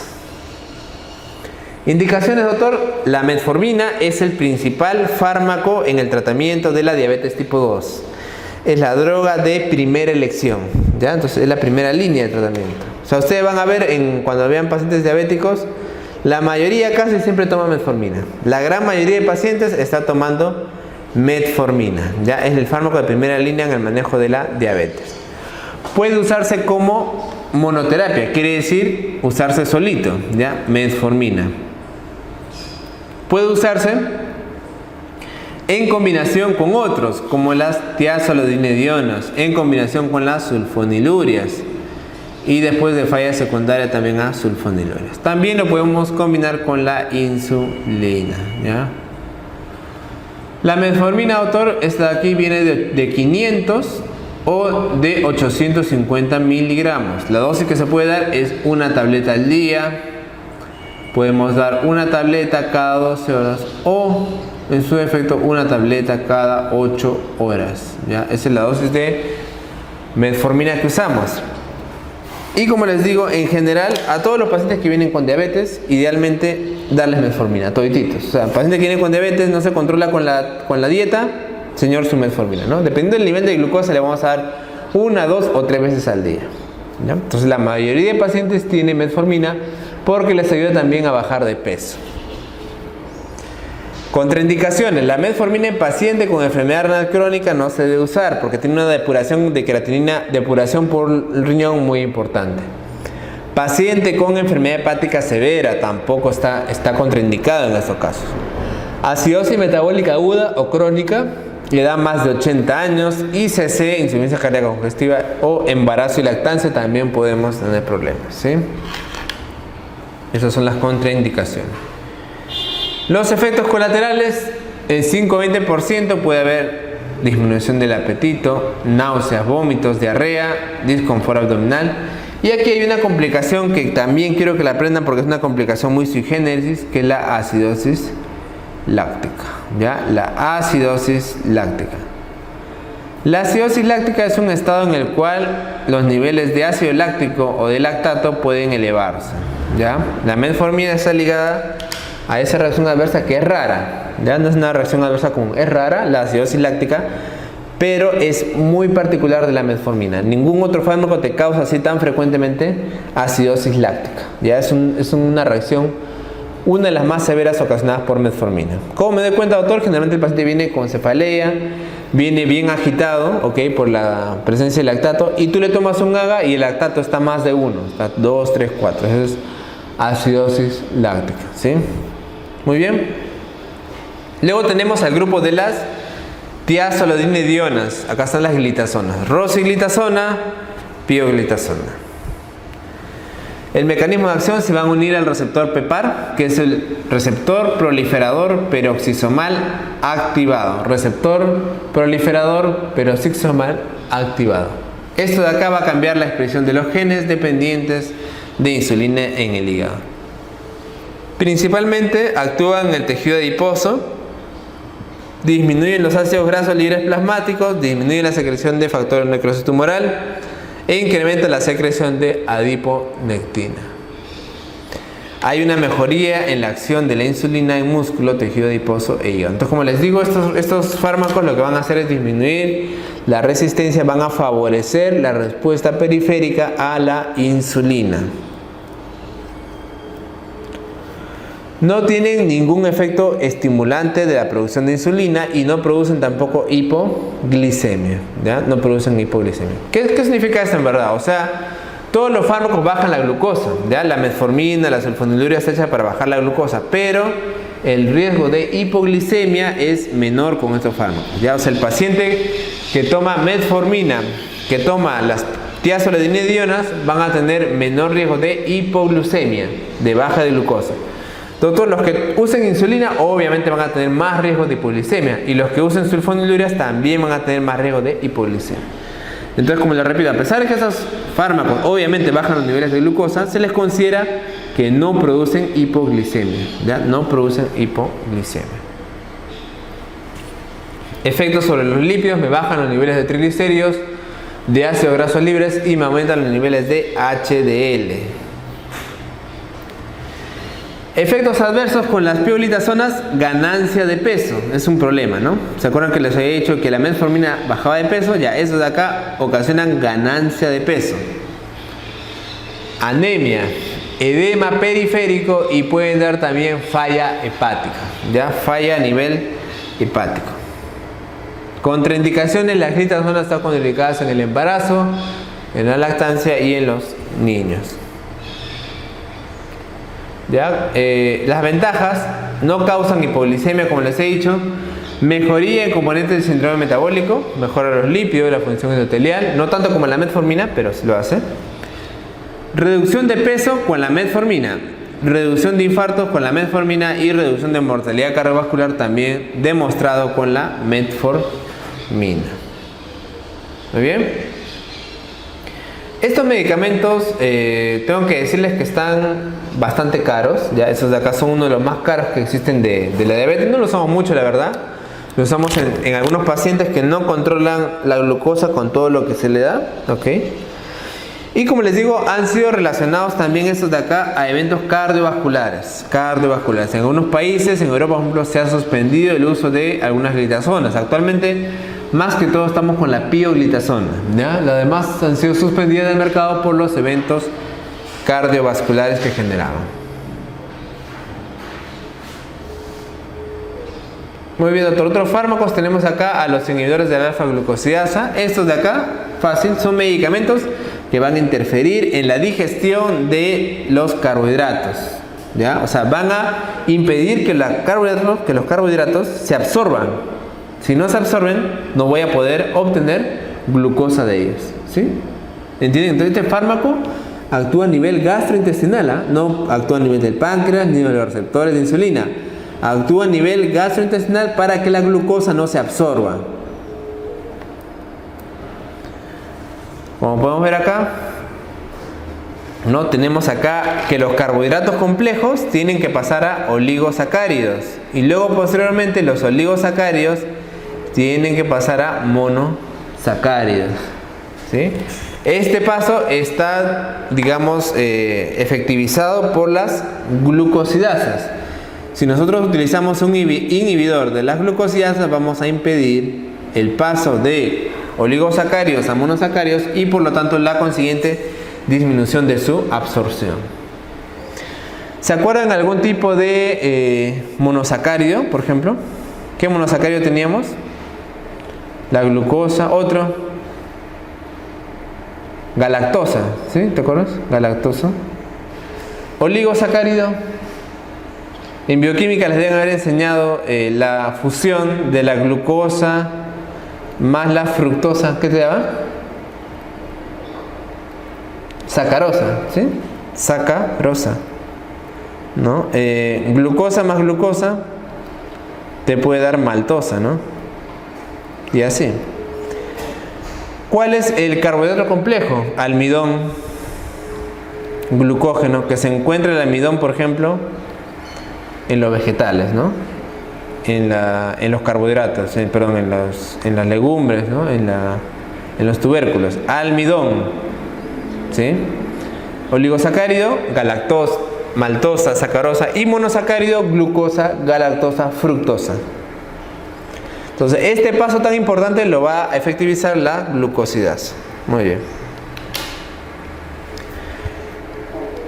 Inhibidores competitivos de las alfa-glucosidasas, acá tenemos los ejemplos: acarbosa, miglitol y voglibosa. Estos de acá son fármacos que van a actuar a nivel de los enterocitos. ¿Cuál va a ser el resultado? Van a disminuir la digestión de los carbohidratos, va a disminuir la absorción de los carbohidratos, obviamente van a disminuir la glucosa, la hiperglucemia postprandial. Va a haber un retraso de la hiperglucemia postprandial y disminución de la hiperinsulinemia postprandial. Consecuencias: van a disminuir la hiperglicemia postprandial, y eso de acá obviamente, si persiste, al final va a dar como consecuencia que también baje la hiperglicemia del ayuno. Obviamente los inhibidores de la alfa-glucosidasa, como el acarbol, van a tener como consecuencia la disminución de la hemoglobina glicosilada y los controles mejores de glucosa. No son tan buenos obviamente, pero es una posibilidad, ¿no? La mayor molestia que va a tener el paciente obviamente va a ser flatulencia, ¿no? Cuando un paciente, en general, cuando una persona no absorbe bien, no digiere bien, ¿qué va a pasar? Los fármacos, el compuesto se va a acumular en el estómago y va a causar gases, ¿no? Gases, flatulencia, por la falta de absorción, ¿no? Puede causar también diarrea y dolor abdominal leve. En el grupo de los secretagogos, ¿ok? Hemos hablado, ¿sí? Vamos a ver en los que estimulan la secreción de insulina. Ahí tenemos a las meglitinidas y también tenemos a las sulfonilurias. ¿Ya? Las sulfonilurias son medicamentos que se usan bastante. Acá tenemos sobre todo la glibenclamida, que es el famoso Glidiabet. No sé si han escuchado, ¿no? Glidiabet, ¿no? Glibenclamida, glipizida, glimepirida, que es uno de los más utilizados actualmente, ¿no? Y los antiguos, ahí tenemos a la clorpropamida, que ya no se usa.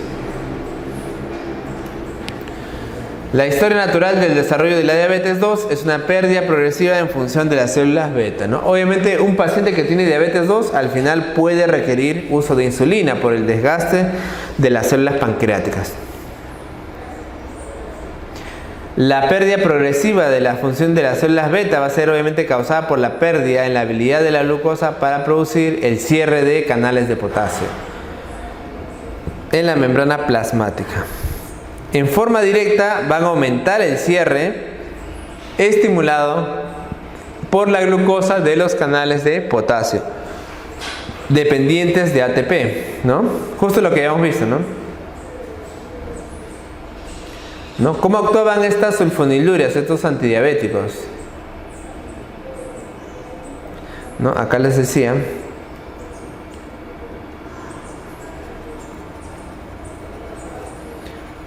Acá les decía que para la producción de de insulina, lo que pasaba era que venía la glucosa, se metabolizaba y hacía que cierre este canal. Cerraba este canal de potasio, el potasio no ingresaba, la célula se despolarizaba y la despolarización permitía el ingreso de calcio con la consecuente liberación de insulina, ¿sí? Entonces, ¿qué hacen las sulfonilurias? Lo que van a hacer es lo mismo que hace este ATP, que es cerrar el canal. Esas sulfonilurias lo van a hacer de manera un poco más directa, ¿ya? Entonces, ¿cuál es el mecanismo de acción? Van a actuar a nivel de los canales de potasio, voltaje dependiente, impidiendo la entrada de potasio, o en todo caso favoreciendo el cierre, ¿sí? Esto de acá va a hacer que la célula se despolarice y va a aumentar la secreción de insulina, ¿sí? Entonces las sulfonilurias lo que van a hacer es aumentar la secreción de insulina. Pregunta, esto de acá servirá en pacientes con diabetes generalmente de tipo 2, ¿verdad? En la cual el paciente tiene reserva de insulina. Si el paciente no produce insulina, la sulfoniluria no va a servir para nada, ¿verdad? Porque la sulfoniluria aumenta la secreción de insulina. En un paciente que ya no produce insulina o que tiene un ataque inmune de células beta, entonces este paciente no le va a convenir usar sulfonilurias. Igual, ¿no? Ese es el mecanismo de acción. Las meglitinidas también incrementan la secreción de insulina mediada por alimentos en la fase temprana, con la consecuente mejoría en la glicemia en ayuno y postprandial. Similar el perfil de liberación de insulina con respecto al estimulado por la glucosa fisiológicamente en fase 1. ¿Ya? Entonces las meglitinidas hacen una función similar a la función normal, ¿ya? Está diseñada para ser tomada solo cuando el paciente va a comer y la vida media corta con baja probabilidad de producir hipoglicemia. Ya tampoco produce hipoglicemia. ¿Qué hacen estos? Producen un cierre de los canales de potasio ATP dependientes, lo cual conduce al aumento en el calcio intracelular y a la secreción de insulina. Instalación de acción más rápida y vida media todavía más corta que las sulfonilurias, ¿no? Las meglitinidas. ¿Cuándo utilizo estos fármacos? Puedo utilizarlo como monoterapia en diabetes tipo 2. Puedo utilizarlo en combinación con metformina o tiazolidinedionas también, sin ningún problema. Ya, acá están las principales sulfonilurias, ¿no? Y también las generaciones. Las más modernas, como ustedes pueden ver ahí, Las más modernas son las de segunda generación y acá tenemos sobre todo la glimepirida, ¿ya? La glimepirida, dosis diaria de 1 a 8 miligramos y duración de la acción aproximadamente 24 horas, ¿ya? Entonces la glimepirida es una sulfonilurea de segunda generación. Acá tenemos también la glipizida, 5 a 40 miligramos al día, tiempo de acción, duración de acción de 12 a 18 horas, ¿no? La glipizida de liberación prolongada y también a la glibenclamida, ¿sí? Esa glibenclamida y el famoso glidiabet, 1.25 hasta 20 miligramos al día y la duración de acción también es de 12 a 24 horas, ¿ya? De 12 a 24 horas de glibenclamida.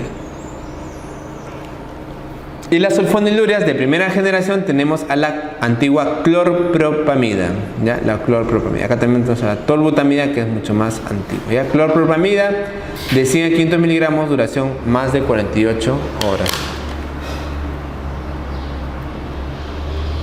No, estas son las de segunda generación, como les digo, las más importantes, las que más usamos: glibenclamida, glipizida y glimepirida. Las de primera generación rara vez se utilizan en el tratamiento de la diabetes tipo 2, tienen muchos efectos adversos. Las sulfonilureas de segunda generación, que son más potentes, incluyen a la glibenclamida, glipizida y glimepirida, ¿no? Algunas se encuentran en forma de liberación prolongada, como la glipizida, o micronizada en la forma de glibenclamida. El efecto, ya saben que es el mismo de las anteriores. Las sulfonilureas estimulan la liberación de insulina al unirse a un sitio específico en el complejo de conductores de potasio ATP, ¿no? Lo que va a inhibir su actividad. La inhibición del conducto de ATP causa despolarización y una serie de eventos que conducen a la mayor secreción de insulina.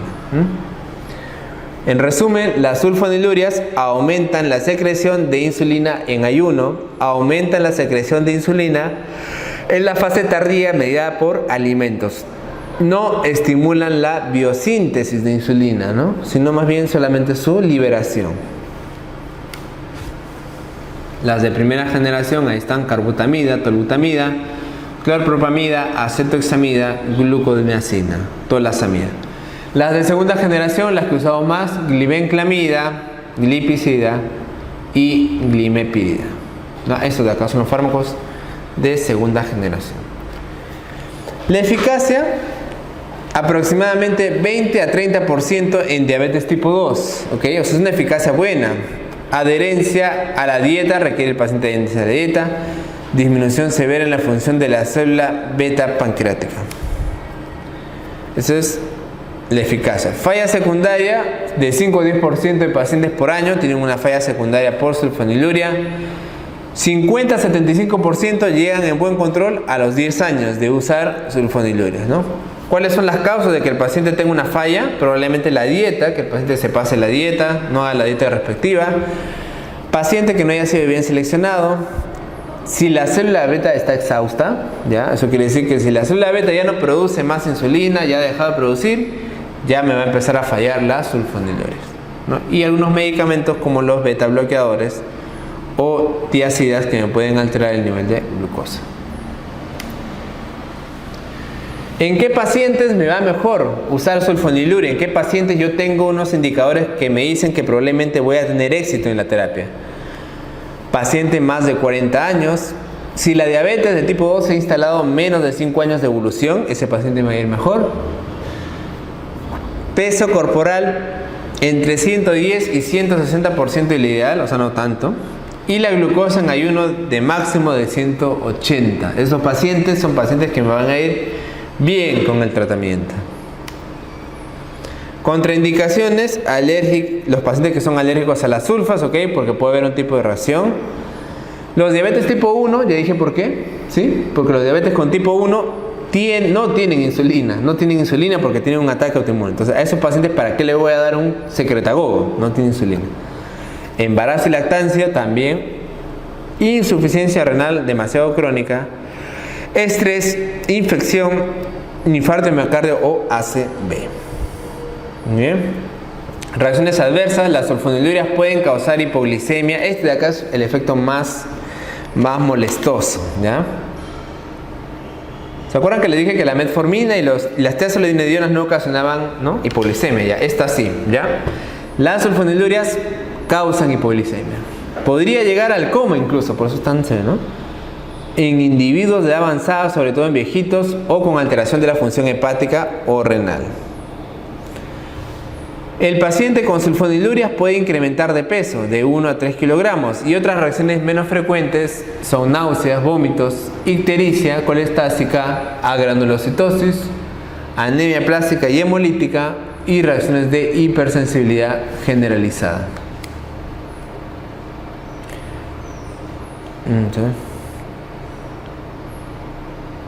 Efectos colaterales, hipoglicemia, ya hemos dicho que es lo más común, 20%. Miren, uno de cada 5 de pacientes tratados tendrán al menos un episodio de hipoglicemia a los 6 meses de tratamiento, o sea, recontra cerca, ¿no? Factores de riesgo, edad mayor de 60 años, paciente que tenga problemas de aclaramiento renal, malnutrición y polifarmacia. ¿Ya? Malnutrición y polifarmacia. ¿Qué hacemos con estos pacientes que tienen el riesgo de hipoglicemia, ¿no? Lo que generalmente se les dice en verdad a estos pacientes es que siempre controlen el nivel de glucosa que llevan, ¿no? Que sean muy cuidadosos. Y también en algunos casos se les puede aconsejar llevar siempre por ahí un dulce o un chocolate, ¿no? ¿Por qué, doctor? Porque es un paciente que está tomando sulfonilurias que pueden ocasionar hipoglicemia, ¿no? Entonces, si el paciente está tomando su sulfoniluria, en la calle siente mareos, dolor de cabeza, ¿sí?, pérdida de fuerza, que se va a desmayar, eso de ahí puede ser una hipoglicemia. Si tiene eso, entonces al toque que coma su chocolate, que coma su caramelo, ¿no?, para que le vuelva el nivel de glucosa un poco alto, ¿ya? Eso es lo que se debe hacer. Y este consejo no se da a un paciente que tome otro fármaco, como la metformina, por ejemplo, ¿no? Solamente este paciente que está tomando sulfonilurias, como la glibenclamida, que frecuentemente le baja la glucosa, ¿ya? Entonces, este paciente, por si acaso, ahí puedes tener tu chocolate o tu caramelo para cualquier eventualidad.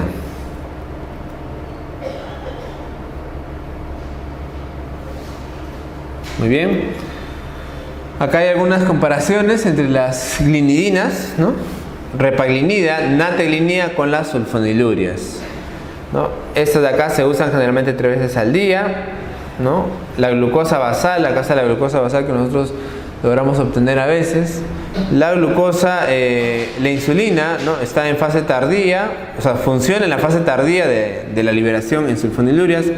En repaglinida y nateglinida puede funcionar incluso en la fase temprana, ¿no? O sea, en la fase que el paciente recién va a tener la sensación de liberar insulina, ¿no? El paciente con sulfonilurias aumenta de peso, como ustedes pueden ver ahí, de 1 a 3 kilogramos, ¿sí? Por eso les digo, ¿no? Se le decía paciente diabético obeso, metformina. Paciente diabético delgado, ¿qué le damos? Sulfoniluria, ¿no? Porque ayuda a aumentar de peso. 1 a 3 kilogramos. Repaglinida también aumenta de peso, aunque menos, 1 aproximadamente, ¿no? Doctor, ¿cuánto bajan la glucosa? Mira, acá está, ¿no? Las sulfonilurias bajan la hemoglobina glicosilada hasta en 1.5, es un buen nivel. La repaglinida también, y la nateglinida más bien se queda, pues, ¿no? 0.8 de hemoglobina glicosilada. ¿Cuál era el objetivo de hemoglobina glicosilada, dijimos, en estos pacientes? 7, ¿no? 7, menos de 7. Obviamente, la repaglinida y la nateglinida son mucho más caras que las sulfonilurias, ¿no? Muy bien, acá están los estudios clínicos. ¿Cuánto baja cada uno en cuestión a glucosa, ¿no? ¿Cuál es el que más baja de estos? Obviamente la insulina, ¿no? Porque la insulina es la hormona. Así que yo le puedo poner, como te digo, un bombazo de insulina, obviamente va a bajar la hemoglobina glicosilada un montón, ¿no? Metformina 1.52 y los demás también, como ustedes pueden ver, más o menos bajan la misma cantidad. Esas son las combinaciones que existen en el mercado. Hay pastillas que ya tienen biguanidas y tiazolidinedionas, otras que ya tienen biguanidas y meglitinidas, por si acaso, ¿eh? Otros consejos prácticos. Paciente que tiene recién diabetes al momento del diagnóstico o antes de 5 años, de preferencia iniciar con metformina, que es una biguanida, ¿no?, o tiazolidinedionas. Después de 5 años, biguanidas o tiazolidinedionas y secretagogos. Paciente que ya tiene 5 años, probablemente es más difícil de controlar, les podemos dar esto de acá, ¿no? Para mejorar la glucosa postprandial podemos utilizar inhibidores de la glucosidasa, que lo que van a hacer justamente es disminuir la absorción de glucosa. ¿No? Esto es lo que les dije. Inicio, doctor, metformina, vigonida o tiazolidinedionas. De 3 a 5 años, vigonida o tiazolidinedionas más meglitinidas o derivados de la fenilalanina, ¿no? De 7 a 10 años, que ya tiene diabetes, vigonida, sulfonilurias y meglitinidas, ¿no? Finalmente, a los más de 12 años, generalmente usamos vigonida más insulina. Requiere el paciente generalmente insulina,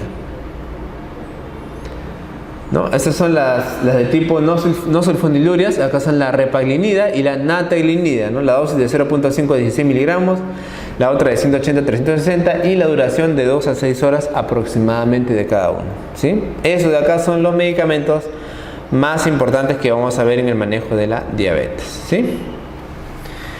Entonces, la insulina, hemos dicho, insulina, paciente que está hospitalizado, emergencia hiperglicémica, paciente que no me controla con los antibióticos orales. Si yo tengo un paciente que es diabético reciente, ¿qué hago? Dieta, ejercicio y le puedo dar metformina dependiendo del nivel de glucosa, ¿no? Una tableta al día, 2 o hasta 3 al día. Si el paciente no me controla, una posibilidad es usar, además de la metformina, un secretagogue, ¿no? Que puede ser, por ejemplo, una sulfoniluria, ¿no? Puede ser, por ejemplo, la glibenclamida o el glimepiride, que va a ser también en cierta manera hipoglicemiante. Si aún así el paciente me persiste mal, ahí recién puedo utilizar también insulina. Muy bien, entonces esa es la manera en la cual se trata a esos pacientes, ¿ya? Inicialmente con pastilla, la metformina es el mejor, y si no, pues aumentamos las terapias, ¿ya? En los antitiroideos nomás vamos a mencionar unas cosas de la tiroides. Ya ustedes saben que la hormona tiroidea es una hormona que se produce a nivel de compuestos de tipo aminoácidos. Acá tenemos a la tironina, que es el precursor más importante. La tironina, que puede ser precursor de la tiroxina, de la triodotironina, la T3, ¿no? Y de otro tipo de compuestos, ¿no? ¿Cómo se produce la síntesis de hormonas? Generalmente podemos ver que esto se da a nivel periférico, ¿no? Donde la T4 pasa a T3 a nivel periférico. A nivel de los nódulos tiroideos también va a haber una síntesis de diiodotironina o de triodotironina, ¿no? Este de aquí se va a unir con un yodo más y va a ocasionar, pues, ¿no? El precursor de las triodotironinas, la T3 y la T4 fundamentalmente, que al final van a llegar al tejido sanguíneo, ¿no? Acá hay un cuadro más bonito, ¿no? Acá vemos, por ejemplo, que está la tiroglobulina, uno de los precursores a partir de la tironina, ¿no? Vemos acá que hay un canal en la glándula tiroides que permite el ingreso de yodo, ¿no? Este yodo va a ser transformado por una iodoperoxidasa y luego va a unirse a estos compuestos, ¿no? Que tienen un yodo, 2 yodos o 3 o 4 yodos, ¿no? Entonces, este yodo se va a unir a los compuestos como la monoiodotironina o la diiodotironina y va a formar, por aumento de un átomo de yodo, la triiodotironina o la tetraiodotironina, ¿no? Una vez que se va formando esto, se va a generar un proceso de proteólisis que va a liberar posteriormente el T4 y T3 a la sangre, ¿ya? En la sangre, la T4, también llamada tiroxina, se va a transformar en la T3, también llamada triodotironina. ¿Sí? Entonces, al final, la que va a hacer la acción va a ser la T3, la hormona T3. Pero la T4, que es la tiroxina, puede transformarse en el tejido periférico a T3, ¿ya? Pero esa de ahí va a ser totalmente inactiva, ¿no? Como ustedes pueden ver, hay muchos niveles en los cuales pueden participar, ¿no? Tanto los compuestos yodados como las tioamidas, ¿no? Que vamos a verlas ahorita, ¿no? Pero acá tenemos algunas características de las hormonas tiroideas. Ya sabemos que son la levotiroxina y la triodotironina, ¿no? Son características farmacocinéticas, su volumen de distribución, la producción diaria aproximadamente 75 de T4 y de 25 de T3, ¿no? Siempre se produce más T4, pero como les digo, la que es activa es la T3, ¿no? Por eso la T4 en nivel periférico se va a transformar a la T3. Muy bien, acá están los valores normales. Esos son los test que se utilizan para manejar los problemas de tiroides, ¿no? Valores normales de T4, 4.8 a 10.4, de T3, 59 a 16 nanogramos o nanomoles 0.9 a 2.4, ¿no? Los más importantes de acá son la T4 libre, que es esta de acá, 0.8 a 1.4, y por otro lado la hormona TSH, ¿no? Que es la hormona tirotrópica, ¿no? ¿Han escuchado de esas? ¿Sí? O sea, la TSH es una hormona, pensé que había un gráfico, pero acá está, ¿sí?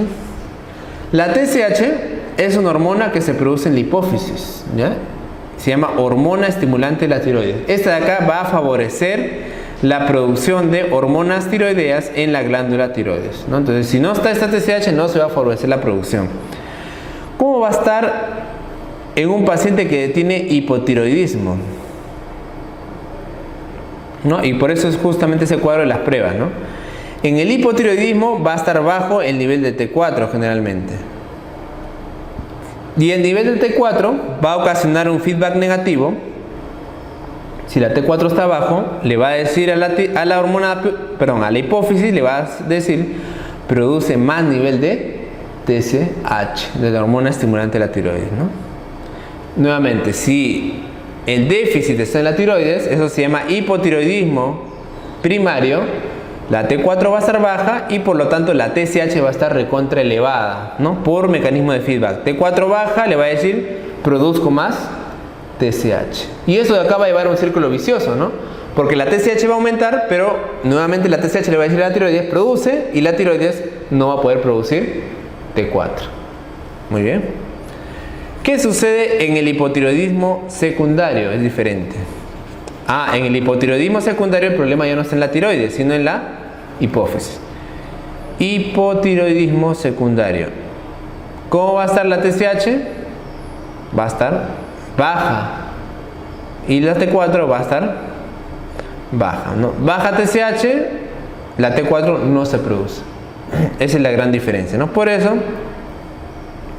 acá les había dicho que la TSH en hipotiroidismo primario va a estar recontra alta, ¿no? En el hipotiroidismo primario la TSH va a estar elevadísima y la T4 va a estar generalmente baja, ¿no? Lo contrario, en un paciente hipertiroideo que produce más bien bastante tiroides, va a estar el nivel de T4 alto y el nivel de TSH va a estar generalmente bajo, ¿no? También por feedback negativo, ¿no? Si el T4 se produce bastante, le va a decir, oye, a la hipófisis produce menos TSH y la TSH va a estar bajita. Conclusión, doctor, de todo este cuadro. Ya, la conclusión es que lo más importante para ver si tu tratamiento de hipotiroidismo va bien o no es medir el nivel de TSH. No T4, no T4 libre ni T3. Lo que voy a medir es la TSH. ¿Ya? Entonces, ¿cómo va a estar la TSH en un paciente hipotiroideo? ¿Cuál va a ser mi objetivo en un paciente hipotiroideo primario después de darle el tratamiento que esté en la TSH? ¿Alta o baja? Baja, ¿no? Porque si la TSH está muy alta, lo que yo voy a hacer al darle suplemento de tiroides va a hacer que la TSH pues baje, ¿no? Baje. Entonces, si la TSH está baja, estoy bien en mi tratamiento. Ese es el resultado final, ¿ya? Muy bien. Ese es el mecanismo de acción de las hormonas tiroideas, ¿no? Las hormonas tiroideas tienen un transportador propio en la sangre que va a hacer que va a ingresar a la célula, ¿no? En la célula, como ustedes pueden ver acá, el T4 va a transformarse a T3 y el T3 va a hacer que se va a unir a zonas que están ligadas al núcleo y van a empezar a hacer la transformación a nivel del ADN, ¿no? Como ustedes pueden ver acá. Estos acá son los residuos tiroideos a nivel del ADN, ¿no? Y eso acá va a llevar a la síntesis de proteínas nuevas que van a incrementar el anabolismo del cuerpo. O sea, la tiroides en general va a regular muchos procesos. Va a regular el proceso de la presión, el proceso del frío, el proceso del calor, etc. Todo eso de acá es a través de las células, los contactos de las células a través del ADN y la síntesis proteica, ¿no? Entonces nosotros vamos a usar mayormente para el suplemento de un paciente hipotiroideo levotiroxina, que es la T4, ¿ya? Entonces vamos a darle al paciente pastillas de T4, Simplemente eso se llama suplemento hormonal. Suplemento hormonal, ¿no? Entonces, ¿cuál es el tratamiento del hipotiroidismo? Le voy a dar la hormona tiroidea, pero en pastilla, ¿no? La hormona tiroidea viene de 100 microgramos, esa es la concentración de levotiroxina. ¿Y cuál va a ser su acción? La acción de cualquier hormona, activar los receptores nucleares y la expresión a nivel de ADN y la formación de ARN con la consecuente síntesis proteica, ¿no? ¿En quién lo voy a hacer? En pacientes hipotiroideos. Muy bien. Acá hay algunos fármacos que, como ustedes pueden ver, esos fármacos de acá van a alterar la unión de la tiroxina a la globulina, ¿no? Que va a transportar la tiroxina, lo cual puede ocasionar, pues, obviamente, alteraciones, ¿no? Entonces, para que ustedes lo tengan, ¿no? Algunos van a incrementar la unión, estrógenos, sulfuracilo, heroína, etc. Y otros van a disminuir la unión de proteínas, lo cual va a hacer que el efecto sea más fuerte, pero más pasajero, ¿no? Corticoides, andrógenos, etc. ¿No? Hay fármacos también que van a influir en el tratamiento con levotiroxina, pueden alterar la absorción de la levotiroxina, ¿no? Antiácidos, los antiácidos que vamos a estudiar en la clase de gastro, ¿no? El carbonato de calcio, el alimento, lo que tenga hierro, o compuestos con hierro, los inhibidores de bomba como el omeprazol, ¿sí? Esto hemos estudiado. Estos de acá van a alterar la absorción de la levotiroxina, van a disminuir sus niveles. Incremento en el metabolismo de la tiroxina, por ejemplo, los inductores caramazepina, fenitoína, rifampicina, que ya los conocemos, ¿no? ¿Quiénes pueden alterar la conversión periférica de T4 a T3? La amiodarona. Por eso, paciente que tome amiodarona puede tener algún tipo de alteración. Ese es el mecanismo que ya hablamos, ¿no? De producción de TSH, de control de la T4 y T3 a nivel de la TSH, ¿no? Y por eso, como les decía, en estos pacientes hipotiroideos el tratamiento es relativamente sencillo, ¿no? Lo que se hace es se le da suplemento de levotiroxina, que viene de 100 microgramos. Podemos empezar con media tabletita. Vamos a darle media, una y media, podemos ir aumentando según cómo va el TSH, ¿no? Cuando le damos tratamiento, podemos hacerle control a la semana de TSH. Y si el TSH me sale ya menos de 10 o menos de 5, quiere decir que el tratamiento es efectivo, ¿no? Si el TSH permanece alto, permanece 20, permanece 25, tengo que aumentar la dosis de T4. Entonces, aumento la dosis y lo que tengo que ocasionar es que el TSH baje a niveles normales. ¿Ya? Y finalmente, el tratamiento más bien del hipertiroidismo. Ya, para el tratamiento del hipertiroidismo vamos a utilizar estos dos fármacos, ¿no? Que es el propiltiuracilo y el metimazol, ¿no? Acá son las características. Lo que van a hacer estos fármacos va a ser disminuir la cantidad de hormonas tiroideas producidas, ¿no? Acá están las características farmacocinéticas de cada uno. Unión a proteínas 75%, propiltiuracilo. Metimazol si no se une de ninguna manera. En hepatopatía grave no hay problema con el propiltiuracilo, ni en pacientes con enfermedad renal crónica. En pacientes que tomen metimazol, acá sí puede haber una disminución del metimazol en pacientes con hepatopatía grave, ¿no? ¿Qué fármacos contienen yodo? Que pueden alterar también la función de estos antitiroideos, ¿no? Porque estos de acá van a disminuir más bien la producción, ¿no? La amiodarona que ya hemos hablado, esto contiene yodo, ¿no? Todo lo que son obviamente compuestos jarabes yodados, ¿no? Todo lo que tenga yodo en sí mismo, ¿no? Las algas también tienen, alimentos como algas tienen gran cantidad de yodo. La solución de Lugol, ya que se utiliza a nivel de gastroenterología, también tiene gran cantidad de yodo, ¿no? Y todos los que son compuestos sépticos, que generalmente los usamos para limpiar cosas, también pueden contener gran cantidad de yodo. Esos pueden alterar la función de esas tiroides, ¿no? Acá tenemos el propiltiuracilo y el metimazol. Lo que van a hacer fundamentalmente es inhibir las reacciones de peroxidación tiroidea, ¿no? Bloqueando la organificación del yodo. Lo que va a hacer al final, van a disminuir también la producción de hormonas tiroideas, ¿no? Eso es lo que se obtiene, ¿no? ¿Cuándo le voy a utilizar este metimazol, este propiltiuracilo? En el tratamiento del hipertiroidismo, ¿no? El metimazol dura 24 horas aproximadamente, el propiltiuracilo de 6 a 8 horas. Efectos adversos principales, sobre todo agranulocitosis con el metimazol, ya que es la disminución de los neutrófilos, ya sabemos, agranulocitosis, disminución de neutrófilos, con la consiguiente aumento de infecciones, náuseas y distrés gastrointestinal, ¿no? Esto de acá es lo que más se utiliza. Estas tiroamidas lo que van a hacer es disminuir la secreción de hormonas tiroideas, pero también podemos usar otros fármacos para disminuir los síntomas del hipertiroidismo, ¿no? Acuérdense ustedes que el paciente con hipertiroidismo va a llegar a la emergencia con aumento de frecuencia cardíaca, aumento de presión arterial, todo lo que puede generar el paciente con hipertiroidismo, ¿no? Entonces estos pacientes también se les puede tratar con beta bloqueadores, ¿ah? Y acá sobre todo por la parte sintomática, porque le vamos a bajar la frecuencia cardíaca y le vamos a bajar la presión arterial con los beta bloqueadores, ¿verdad? Y también estos beta bloqueadores tienen la característica que van a inhibir la conversión periférica de T4 a T3, ya sobre todo el propanolol.